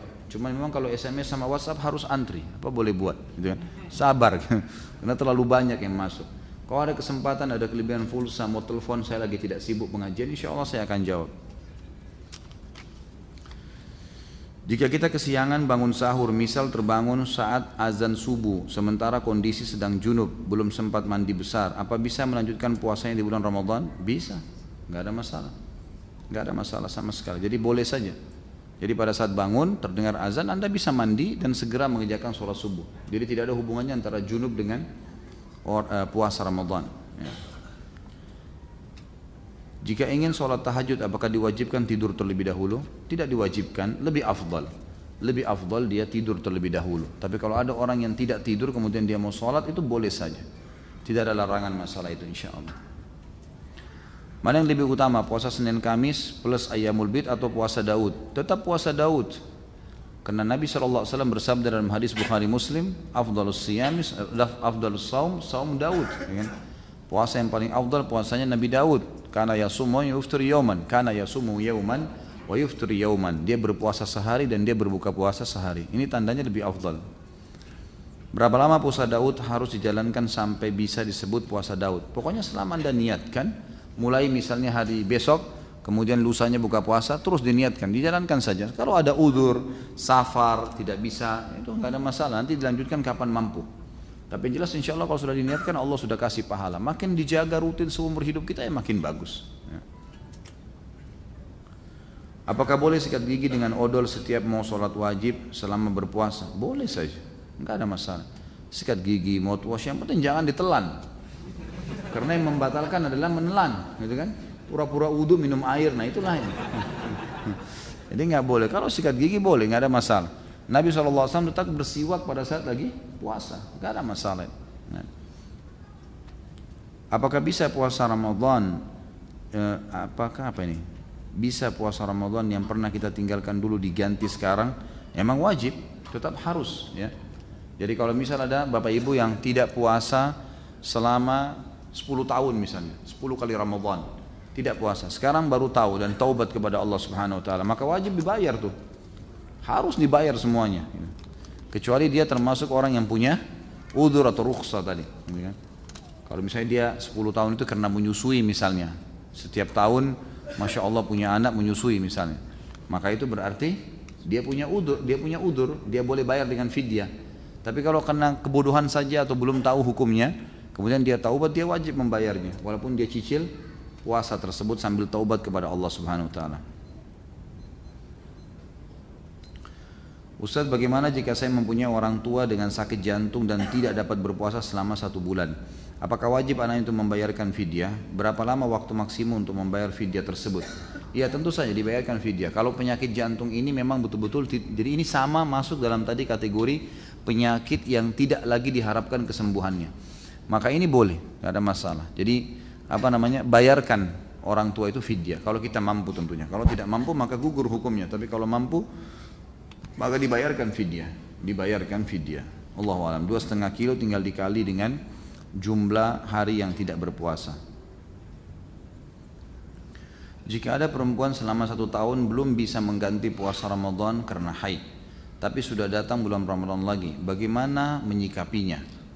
Cukup tetap mengganti dengan puasa setelah Ramadan atau perlu ditambah dengan fidyah? Ini selama setahun belum bisa mengganti puasa Ramadan karena haid. Setahun haid? Ini jadi tanda tanya ini. Kok bisa setahun haid nih? Haid kan biasanya maksimal seminggu, ya. Itu kan sudah umumnya ya. Jadi jangan dijadikan udzur terus. Ini terutama ibu-ibu, jangan dianggap remeh nih. Karena boleh punya keringanan 11 bulan ke depan, kemudian akhirnya ditunda-tunda, ini nggak boleh nih. Saya sudah pernah bilang kan kesian Ustadz ini. Kadang-kadang ditanya, Ustadz ini Ramadan tinggal 3 hari, saya punya utang 6 hari, bagaimana? Mesti ditanya, Anda 11 bulan kemana? Masa sekarang sudah kepepet Ustadznya suruh selamatin gitu. Pesawat sudah patah sayapnya 2-2, Ustadz selamatin gitu. Nggak bisa gitu kan. Jadi jangan ditunda, makanya mumpung mesinnya masih panas, habis Ramadan bulan Syawal, puasa bayar utang tuh. Suami juga kalau istrinya punya udzur, bantu gitu kan. Puasa sama-sama gitu kan, kita puasa sunnah, dijalankan mungkin pada saat suaminya puasa Senin Kamis, istrinya niatkan bayar utang sekalian. Kan bisa bersama-sama gitu, harus saling mendukung. Karena kalau tidak kesian juga ya, kadang-kadang tertunda-tunda, kadang-kadang ada karena suami atau kadang-kadang memang karena dianya malas, jadi nggak boleh nih. Harus dilawan karena ini kewajiban. Kalau Anda meninggal ini kewajiban, tertunggak itu ya, harus dibayar. Tadi dikatakan istri Nabi ada 11, sebenarnya 11 atau 9, totalnya 11 gitu kan.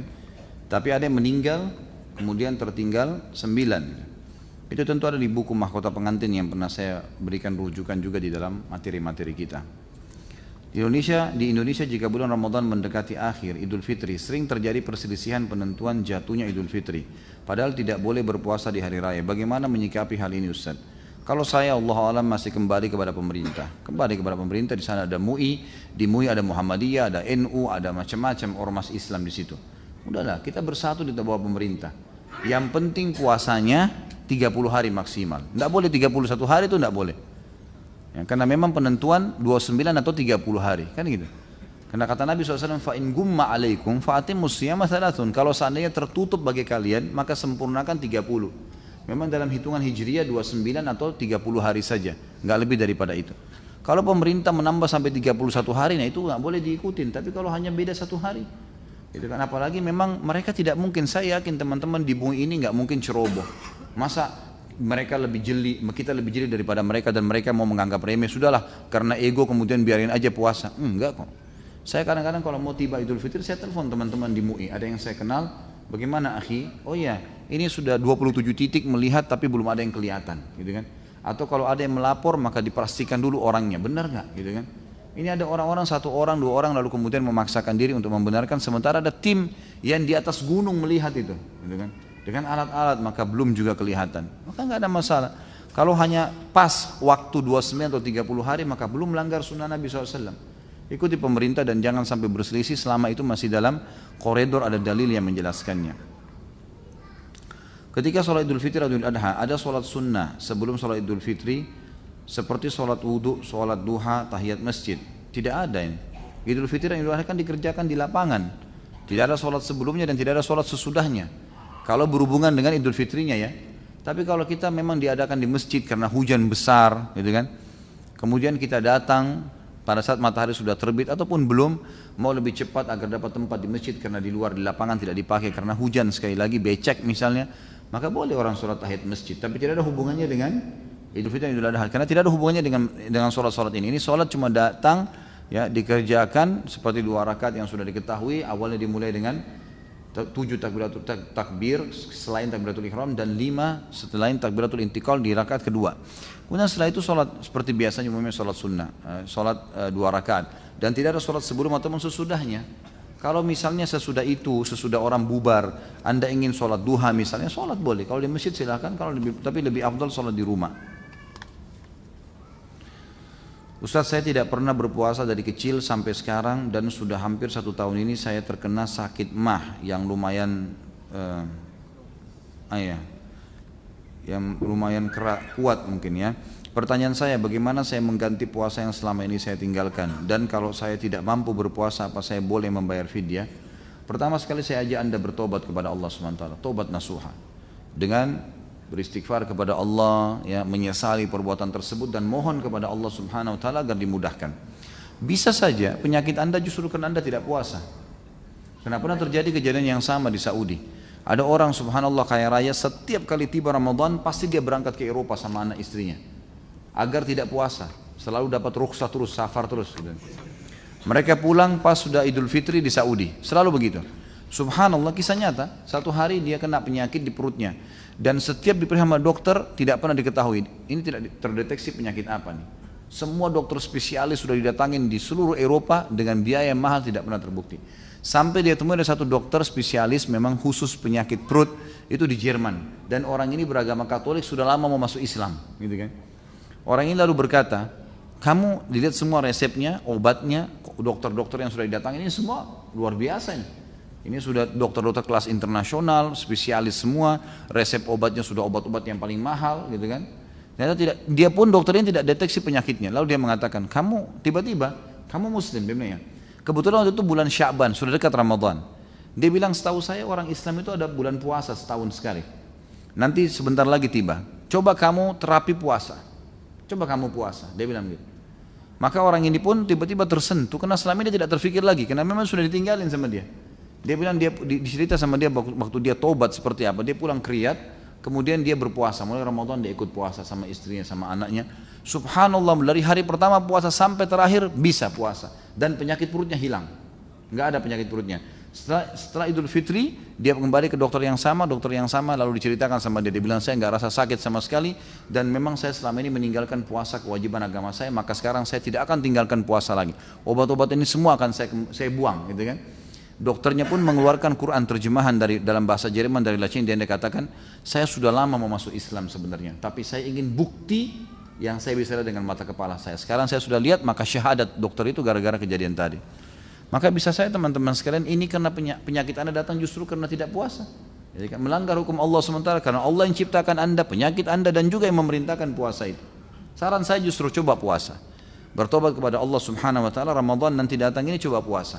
Atau sekarang coba dengan taubat malam ini, sekarang juga taubat kepada Allah Subhanahu wa taala, beristighfar kepadanya, mohon ampun kepadanya. Kemudian ya, Anda coba berpuasa. Misal besok ada keringanan, Anda puasa. Orang lagi banyak puasa Kamis besok, insya Allah Anda niat puasa wajib Ramadan. Insya Allah kalau niatnya ikhlas, saya yakin Allah itu maha pengasih dan maha penyayang. Allah lebih menyayangi kita daripada ibu kita sendiri. Gak mungkin Allah membiarkan hambanya yang mau bertaubat kemudian disiksa, itu saya rasa gak mungkin. Maka insya Allah saya berharap Allah Subhanahu wa taala akan membalas dan memudahkan Anda. Ini saran saya yang pertama. Kalau memang luar biasa, artinya memang sampai Anda puasa pun ternyata gak bisa, gak mampu, ya taubat kepada Allah dan bayar fidyah. Berapa jumlah hari yang Anda tidak puasa selama balik ya. Kalau dari kecil tidak dihitung kecuali balik. Misal Anda sekarang umur 25 tahun misalnya. Baliknya umur 14 atau 15 tahun. Misal 10-11 tahun berarti kalau kita hitung 30 hari dikali 10 berarti 300 hari. Tinggal dikali satu harinya 2,5 kilo beras. Semampunya, ya, kita keluarkan semampunya. Misal keluarkan hari ini 2,5 kilo, mungkin akhir bulan depan baru kita keluarkan lagi. Pokoknya dibayar, buat jadwal, ini berarti 300 hari utang saya kena 10 tahun. Ini contoh saja, Maka ini yang cara terbaik, tapi saran saya tetap kembali kepada yang pertama. Insya Allah, Allah itu maha penyayang dan maha pengasih, dia akan mudahkan hambanya yang mau bertaubat. Apabila kita melakukan dosa-dosa di bulan Ramadan, hukumannya akan dilipat gandakan. Apakah hukumannya dilipat gandakan? Sebagaimana kalau kita melakukan amal kebaikan akan mendapatkan pahala berlipat ganda. Saya pribadi belum pernah mendapatkan dalil. Apakah orang kalau berbuat dosa Ramadan dilipat gandakan? Allahu alam. Saya tidak pernah dapat dalil. Tapi kalau 4 bulan yang lainnya, seperti tadi Rajab, Dzulqa'dah, Dzulhijjah dan bulan Muharram, ini memang ada pendapat ulama. Karena makna minha arba'atun hurum dalam surah At-Taubah ayat 36, di antara 12 bulan ada 4 bulan yang dimuliakan. Kata para ulama tafsir ya, nah ini ulama-ulama tafsir seperti Qurtubi mengatakan dalam Jami' Ahkam Al-Quran, tafsir beliau di juz kalau nggak salah juz 8 yang membahas masalah At-Taubah ini, beliau mengatakan Allah tidak mengharamkan atau memuliakan sebuah tempat seperti Mekah dan Madinah serta Masjid Aqsa, dan juga bulan seperti Zulhijjah, Rajab, Dzulqa'dah, Dzulhijjah dan bulan Muharram ini, kecuali Allah akan lipat gandakan pelaku kebaikan dan lipat gandakan juga hukuman bagi pelaku dosa. Tapi beliau tidak paparkan di situ masalah Ramadan, dan saya pribadi belum pernah menemukan Ramadan akan dilipat gandakan dosanya. Karena yang ada hadis justru apa tadi? Neraka ditutup. Artinya kemungkinan besar maknanya adalah dosa-dosa tetap akan sama, bahkan lebih ya, dimudahkan untuk tidak langsung dihukum oleh Allah Subhanahu wa taala. Mudah-mudahan kita berharap rahmat Allah. Tentu ini bukan memudah-mudahkan supaya orang bermaksiat, tidak, gitu kan. Dan alhamdulillah mudah-mudahan lebih baik lagi Indonesia. Kadang-kadang Ramadan kita tahu sudah ditutup tempat-tempat kemaksiatan, gitu kan. Berkuranglah orang-orang minimal perbuatan-perbuatan dosa ini. Mudah-mudahan juga kedepannya seperti itu. Ya. Apakah zina mata membatalkan puasa? Tentu saja tidak. Tapi dia berdosa. Melihat yang haram berdosa dan tidak membatalkan puasa. Karena yang membatalkan puasa jelas makan, minum, berhubungan biologis sampai klimaks, gitu kan, atau melakukan onani atau masturbasi dan seterusnya. Ini semua apa yang dilakukan ini semua ini bisa membatalkan puasa kalau sampai klimaks. Kalau tidak, maka ini adalah dosa kalau bukan sama pasangan halal. Tapi kalau suami istri masih dibolehkan. Makanya Aisyah berkata dalam riwayat Bukhari radhiyallahu anha, Rasulullah SAW tetap mencumbui kami walaupun di bulan Ramadan, tetapi Rasulullah adalah laki-laki yang paling bisa mengontrol hawa nafsunya, gitu kan. Tapi ini harus dijaga, gitu kan. Allahu alam, kalau saya sama antum ini lebih baik jauh-jauh gitu. Apakah makan di depan orang yang berpuasa dosanya sama dengan berzina di dalam masjid? Allahu alam. Ini dari mana nih? Kok perumpamaannya disamakan dengan zina dalam masjid? Zina dosa besar dalam masjid lagi. La ilaha illallah. Ini tidak ada dalilnya, Allah alam, saya tidak tahu itu. Ya. Yang jelas orang makan di depan orang puasa tidak dosa, ya tidak dosa dia, tapi itu makruh hukumnya. Kalau memang dia ada uzur, memang dia, misal seorang istri lagi haid, suaminya lagi puasa, kemudian dia masak di dapur karena dia mau makan, dia berbuka puasa, adabnya dia nggak makan depan suaminya. Tapi kalau dia makan depan suami atau depan orang puasa, kalau dia punya uzur nggak berdosa dia, nggak berdosa. Ya, ini juga hal-hal mendasar yang mesti diketahui. Sebagaimana boleh seseorang muslim, ini fatwa para ulama umumnya, bolehkah seorang muslim menjual makanan di bulan Ramadan? Boleh. Karena ada orang yang ada udurnya, ada orang musafir, ada orang non muslim, gitu kan, ada orang yang haid dan nifas, ada orang yang sudah udur, banyak gitu kan. Jadi bukan berarti harus diharamkan semua orang, enggak. Nanti akhirnya orang Islam enggak punya makanan, akhirnya beli sembarangan dari orang non muslim. Enggak, ini masih boleh, tapi tentu ada adab-adabnya, gitu kan. Ada adab-adab yang harus diketahui. Jika seseorang tidak berpuasa karena udur, namun ingin mendapatkan fadilah puasa Ramadan, maka dia membuka puasakan orang yang puasa. Apakah dia mendapatkan pahala orang yang puasa? Apakah dia dikatakan berpuasa juga sebagai gantinya karena tidak berpuasa? Dapat pahala puasa orang yang buka puasa itu, yang dibuka puasakan, tapi dia tetap punya kewajiban membayar. Kalau punya udur ya enggak, ya insya Allah tidak. Tapi dia harus bayar fidyah. Udur ya. Satu-satunya orang yang tidak bayar fidyah ini kalau saya tidak salah kata ulama adalah orang gila. Kalau dewasa ya sudah balik, orang gila. Selain daripada ini harus kena fidyah. Tentu anak kecil kita nggak bahas ya. Nah, anak kecil memang belum ada kewajiban. Tapi orang dewasa yang sudah balik yang tidak ada sama sekali bayar utang Ramadan dan juga fidyahnya hanya orang gila. Selain daripada ini memang harus bayar. Nah, kalau dia punya udzur dia tetap bayar fidyah. Insya Allah dengan bayar fidyah dianggap dia berpuasa karena dia punya udzur. Kalau dia buka puasakan orang, dia dapat pahala orang yang dibuka puasakan itu. Ya. Ini berlaku bagi orang yang tidak puasa atau orang yang berpuasa. Gitu ya. Kalau dia sengaja tinggalkan puasa Ramadan, tidak ada udzur, tidak ada rukhsah, kemudian dia buka puasakan orang, dia dapat pahala buka puasa orang itu, tapi dia tetap dihisab sama Allah karena tidak berpuasa. Ada rukun Islam yang dia tinggalkan, gitu kan? Jika tidak puasa Ramadan, maka wajib diganti. Apakah jika sholat yang ditinggalkan juga wajib diganti? Tidak. Dan ini subhanallah dijelaskan dalam hadis Bukhari. Pernah ada seorang wanita bertanya kepada Aisyah radhiyallahu anha, berkata, ya wahai Aisyah, kenapa kami diperintahkan oleh Rasulullah SAW untuk membayar puasa Ramadan dan tidak diperintahkan untuk mengqadha atau membayar sholat? Lalu Aisyah berkata kepada wanita tersebut, apakah kamu dari Haruri? Haruri ini sebuah wilayah di Irak ya. Di situ banyak kaum Khawarij. Khawarij ini punya ciri khas. Mereka itu memukul rata semua orang-orang yang berbuat salah. Jadi kalau misalnya orang ini ya tidak sholat 50 tahun misalnya, dia baru sadar di tahun 51, dia harus mengqadha 50 tahun sholatnya. Itu enggak ada dalam Islam. Memang tidak ada perintahnya. Lalu perempuan itu mengatakan, saya bukan dari Haruri, saya dari Madinah, cuman saya enggak ngerti. Kata Aisyah radhiyallahu anha, begitulah kami diperintahkan oleh Rasulullah SAW untuk mengqadha puasa Ramadan dan tidak mengqadha sholat kami. Udah, lewat sholat tidak lagi qadha, kecuali orang yang punya uzur. Ketiduran, anda tidur sholat subuh, bangun jam 7, tetap wajib sholat. Jam 8 bangun, wajib sholat. Ada udurnya ketiduran, gitu kan? Bukan tidur-tiduran ya, bukan sengaja. Emang punya udur, ketiduran, kebablasan bangun sudah terbit matahari, wajib sholat. Nggak bisa enggak. Kalau orang sengaja tinggalin sholat, nggak ada lagi qadhanya. Memang sudah begitu perintah agama. Bagaimana jika tidak dapat mengganti puasa Ramadan misal karena hamil, bolehkah membayar fidyah? Tadi sudah saya jawab boleh. Atau lebih afdal menggantinya dengan puasa? Lebih afdal puasa, dan lebih afdal lagi kalau digabungkan antara bayar puasa dengan fidyahnya. Ya.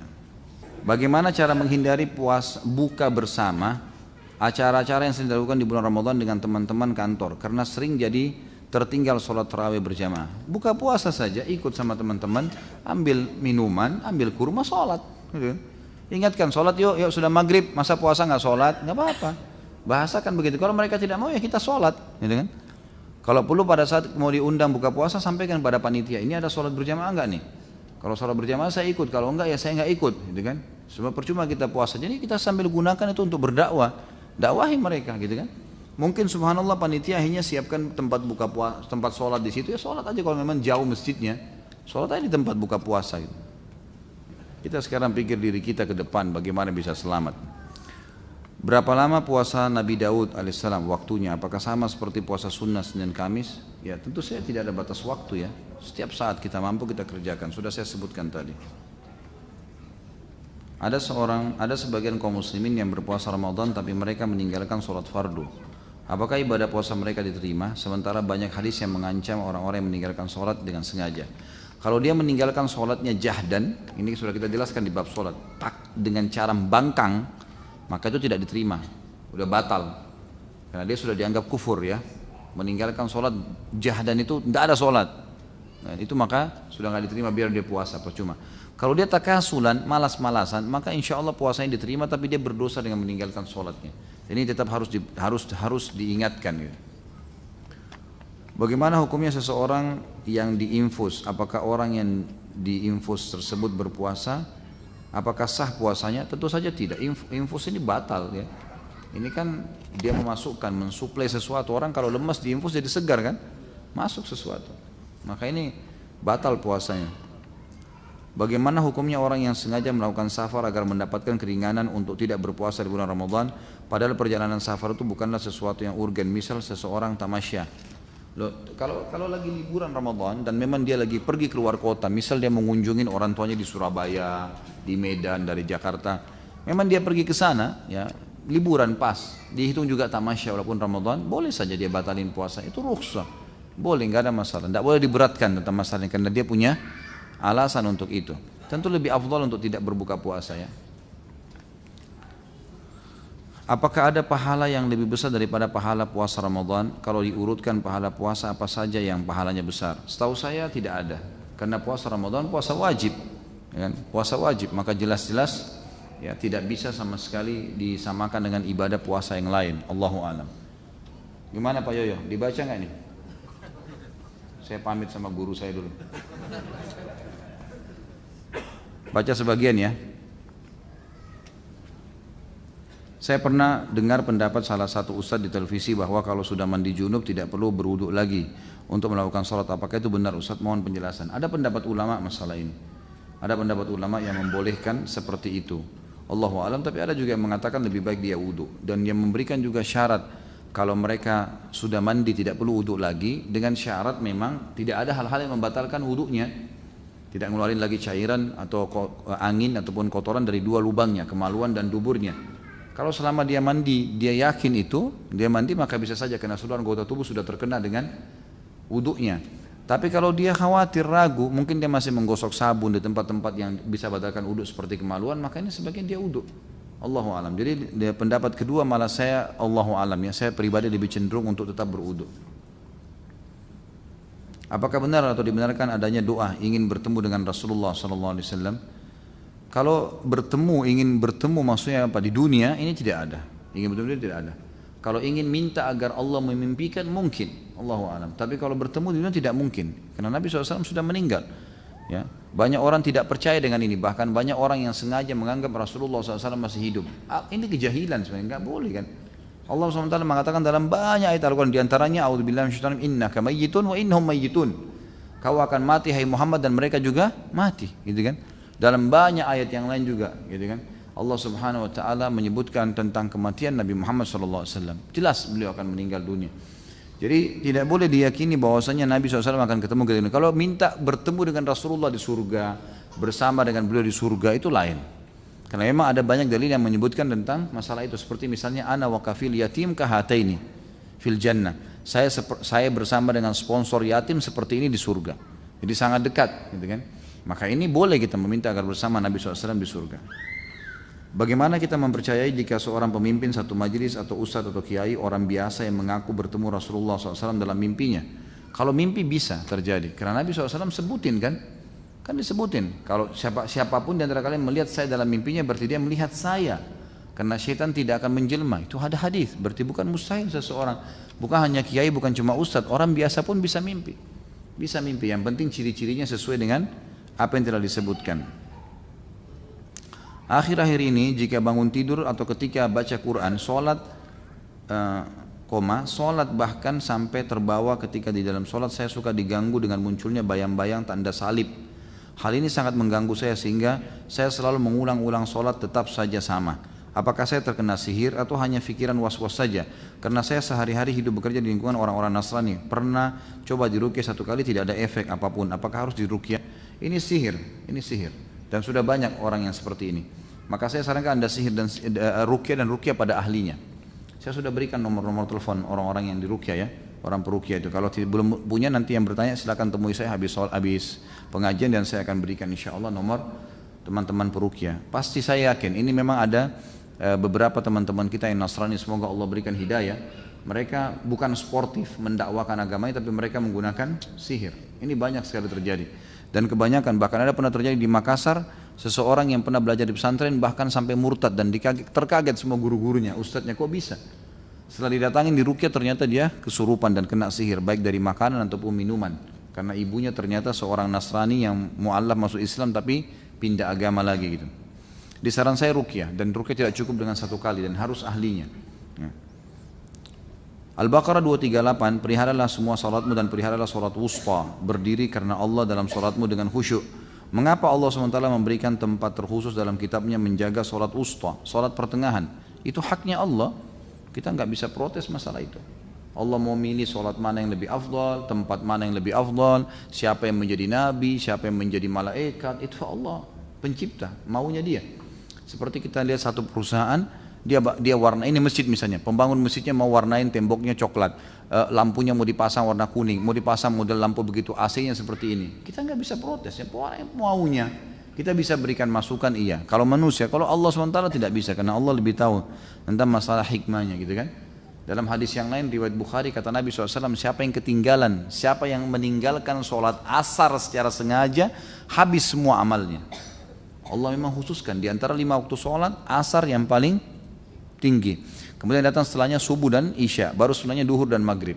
Tapi ini bukan berarti duhur dan maghrib rendah, enggak. Tapi saya katakan tadi ya, tidak ada kata-kata yang rendah atau sial, tapi ada yang biasa dan ada yang lebih baik. Seperti itulah. Mana dari 5 waktu sholat urutan fadilah sholat wajib lebih utama? Ini sudah saya jelaskan. Seputar sholat Idul Adha, bolehkah kita sholat tahiyat masjid? Ini sudah tadi ya. Seputar sholat Jumat, bolehkah sholat sunnah tahiyat masjid dan sholat sunnah wudhu ketika khutbah Jumat sudah dimulai, sementara posisi kita baru datang ke masjid? Yang boleh hanya 2 rakaat, Anda pilih tahiyat masjid atau sholat sunnah yang lainnya yang disunnahkan. Wudhu kah, ya, sholat tahiyat masjid kah, atau sholat wudhunya, ya. Ini dibolehkan, dipilih salah satunya. Yang jelas Nabi SAW dalam hadis Bukhari pernah melihat ada seorang sahabat masuk ke masjid, beliau sudah di mimbar. Orang itu mau duduk, kata Nabi SAW, sholatlah dulu. Dan ringankan sholatmu, diringankan 2 rakaat saja. Yang saran saya tentu diniatkan tahiyat masjid, karena umumnya pendapat ulama mengatakan yang disunnahkan adalah tahiyat masjid. Mohon penjelasan Ustaz yang rajih, 1000 tahun di akhirat surah Al-Hajj 47 atau 50.000 tahun di akhirat surah Al-Ma'arij 04. 2 ayat ini sering dijadikan senjata bagi non-muslim untuk membuat kontradiktif dan keraguan dalam Al-Quran. Tentu 1000 tahun adalah masa, ini memahami ayatnya, dalam surah Al-Hajj 47 itu 1000 tahun sama dengan seukuran 1 hari nanti waktu dunia di akhirat gitu kan. Kalau 50.000 tahun ini jaraknya, ini dijelaskan dalam surah Al-Ma'arij itu, maka malaikat-malaikat itu naik menuju ke Allah dengan jarak 50.000 tahun. Jarak dari bumi ke langit sana 50.000 tahun. 1 hari nanti waktu akhirat 1000 tahun waktu kita di dunia. Begitu memahaminya. Anehnya saya kalau setiap sholat sering merasakan gemuruh suara dari perut yang membuat ana merasa menahan kentut di antara dubur, dan itu ini sebentar ana sebentar saya ya. Baik. Dan itu saya benar-benar rasakan gemuruhnya. Apakah boleh menahan kentut dalam sholat, atau apakah saya diganggu jin khinzib? Bagaimana mengatasi godaan was-was tersebut, karena saya sudah ta'awud dan meludah 3 kali ke kiri, masih saja was-was datang untuk mundur membatalkan sholat. Ini tentu dilihat keadaannya. Kalau secara kejiwaan, secara fisik memang Anda memang merasakan mau buang air besar, maaf, mau mengeluarkan angin, mau buang air kecil, ini nggak boleh sholat. Karena kata Nabi SAW, jangan kalian sholat dengan menahan 2 keburukan, maksudnya kencing dan angin serta buang air besar, ini nggak boleh. Biarpun sholat Jumat, kalau sholat Jumat pun yang dikhawatirkan kita ketinggalan, kalau sudah mau buang air besar nggak boleh nih, harus buang air besar dulu, dilarang. Buang air kecil juga begitu, maka dilarang oleh Nabi SAW 2 perbuatan ini, harus dibatalkan. Kalau ini memang kita tahu sendiri secara fisik, memang ini adalah kebutuhan saya tak habis makan, saya habis minum banyak, maka saya harus mengeluarkannya, maka ini batalkan, gitu kan. Tapi kalau ini was-was, yang artinya sebelum wudhu tidak ada rasa apa-apa, Pas sholat selalu terganggu seperti itu. Jadi hampir setiap sholat selalu begini. Ini was-was syaitan, gitu kan. Dan ini harus dilawan, nggak bisa dilawan. Salah satu juga caranya adalah diruqyah. Ini hampir sama tadi dengan pertanyaan sebelumnya. Jadi saya sarankan untuk ruqyah.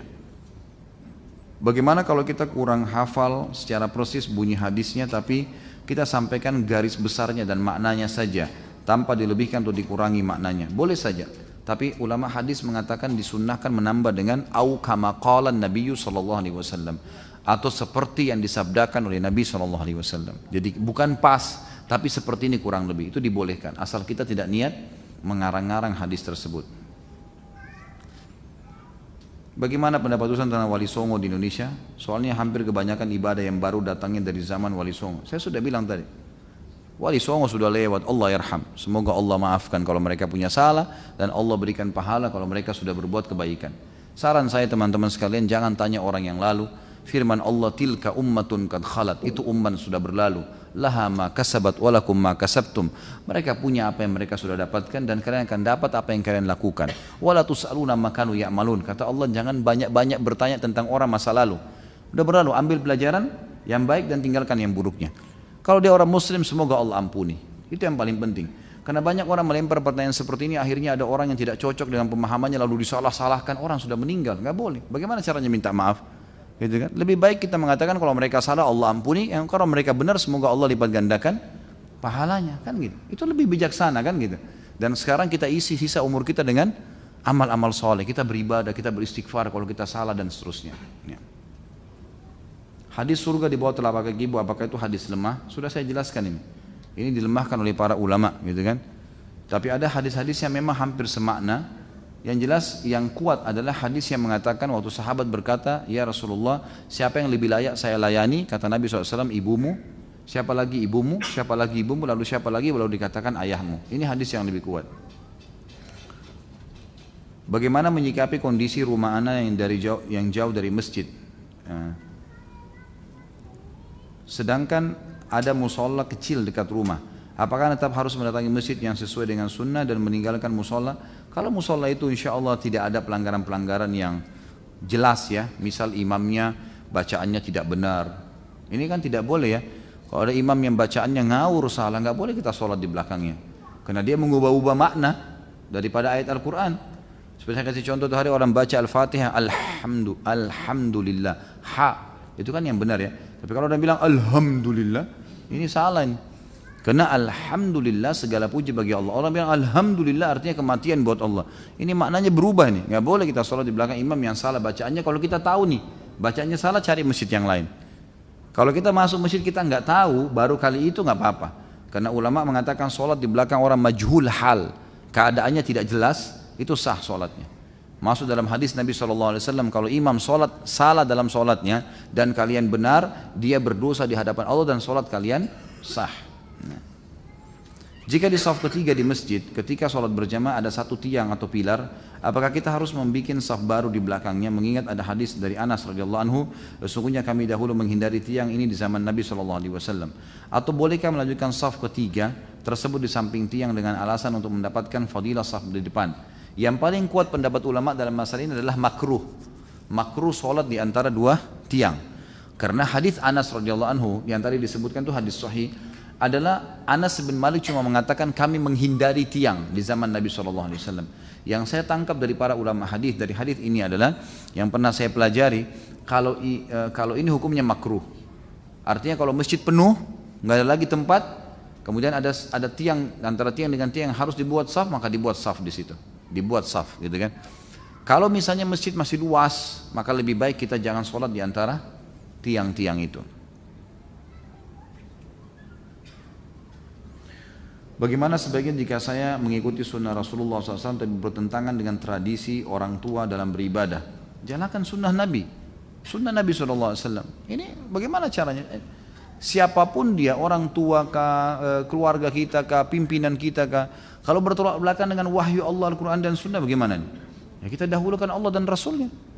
Kata Allah SWT dalam Al-Quran, A'udzu billahi minasyaitonir rajim, ma kana lil mu'minin wala mu'minatin idza qada Allah wa rasuluhu amran an yakuna lahumul khiyaratu min amrihim. Tidak layak bagi laki-laki mukmin dan perempuan mukminah yang kalau Allah dan Rasulnya menetapkan sebuah hukum mereka masih punya pilihan yang lain.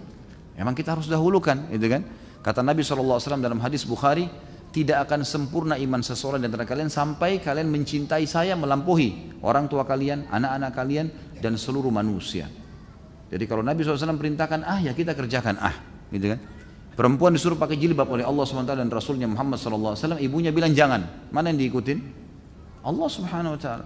Kita tetap berbakti sama orang tua kita, tapi tidak boleh meninggalkan perintah Allah karena ini kewajiban. Beda kalau hak Allah sunnah, itu lain ya. Sudah pernah saya jelaskan masalah itu. Dalam sujud diperintahkan untuk memperbanyak doa. Apakah alhamdulillah termasuk? Termasuk. Doa dan zikir sama. Boleh kita membaca alhamdulillah. Saat Imam Bukhari mau menulis hadis Nabi, Imam Bukhari sholat 2 rakaat sebelum menulisnya. Sholat apakah itu? Ulama lebih cenderung mengatakan ini adalah Imam Bukhari mencari waktu sholat yang dibolehkan. Umumnya pendapat yang paling kuat mengatakan Imam Bukhari mencari masjid dan sholat tahiyat masjid. Umumnya. Ini pendapat yang lebih kuat, gitu kan? Ada juga sebagian mengatakan Imam Bukhari mengerjakan sholat sunnah wudu. Jadi beliau kalau terima hadis, beliau wudu, lalu beliau mengerjakan sholat sunnah wudu dan minta sekalian petunjuk sama Allah apakah hadis ini sahih atau tidak. Ini 2 pendapat yang paling kuat, tahiyat masjid atau sholat wudu. Tapi tidak ada sholat baru yang dikerjakan oleh beliau, rahimahullah. Ustaz, jika misalnya tertidur pada saat sholat subuh, bolehkah sholat pada pukul 7 ke atas? Boleh. Tetap malah harus kerjain, tidak boleh. Ini kan termasuk udzur ya, karena ketiduran. Tetap dikerjakan. Jam berapapun Anda bangun, kerjakan. Sama dengan lupa, dikerjakan kapan ingat. Hadis Bukhari berbunyi kata Nabi SAW, siapa yang lupa sholat dia kerjakan kapan dia teringat. Pada saat sholat subuh, apakah duduknya iftirash atau duduk tawarruk? Dua-duanya boleh, nggak ada masalah. Ini dua-duanya pendapat yang kuat dan kembali kepada dalil yang sama. Allahu a'lam. Artinya dalilnya dua-duanya bisa dijadikan sebagai pegangan. Jadi tidak perlu disalahkan yang mana tawarruk, yang mana iftirash di sini. Kapan Rasulullah SAW berdoa dan apakah selalu mengangkat kedua tangannya? Dalam riwayat-riwayat sahih Rasulullah SAW pernah berdoa angkat tangan, pernah juga berdoa tidak angkat tangan. Khusus untuk mengangkat tangan, beliau kerjakan misal di sholat istisqa, gitu kan?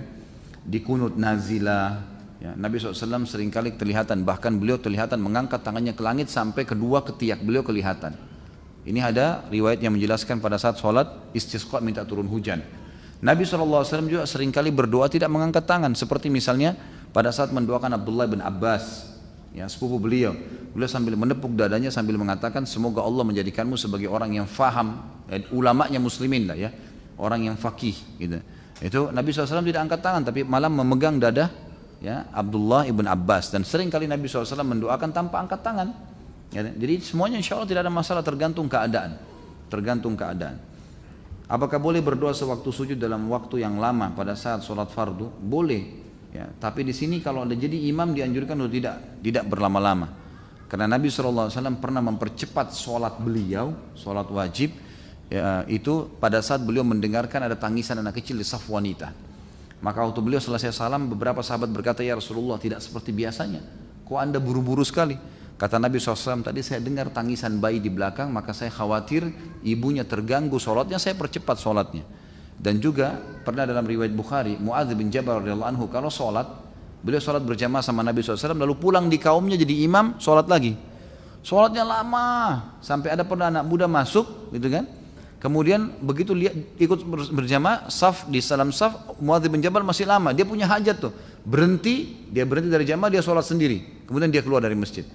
Selesai bubar sholat, orang-orang lapor, wahai Mu'adz, tadi ada orang masuk anak muda, berhenti sholat, dia berhenti lalu dia keluar, dia tidak ikut sama kamu berjamaah. Kata Mu'adz, itu orang munafik tuh, kok bisa batalin sholat berjamaah? Lapor kepada Nabi SAW, dilapor kepada Nabi SAW. Lalu Nabi malah menegur Mu'adz bin Jabal. Apa kata Nabi SAW? Afattanu anta ya Mu'adz, apa kau ini penyebar fitnah hai Mu'adz? Mana kau dari sabbihisma rabbikal a'la? Kalau lagi berjamaah ya, dibaca-baca surah-surah yang kira-kira meringankan. Ada orang tua, ada orang punya udzur, ada orang yang buru-buru. Maka kalau berjamaah, kalau Anda mau lama-lama sujud, saya sarankan di tahajud, duha, silahkan bebas. Itu waktu-waktu yang panjang.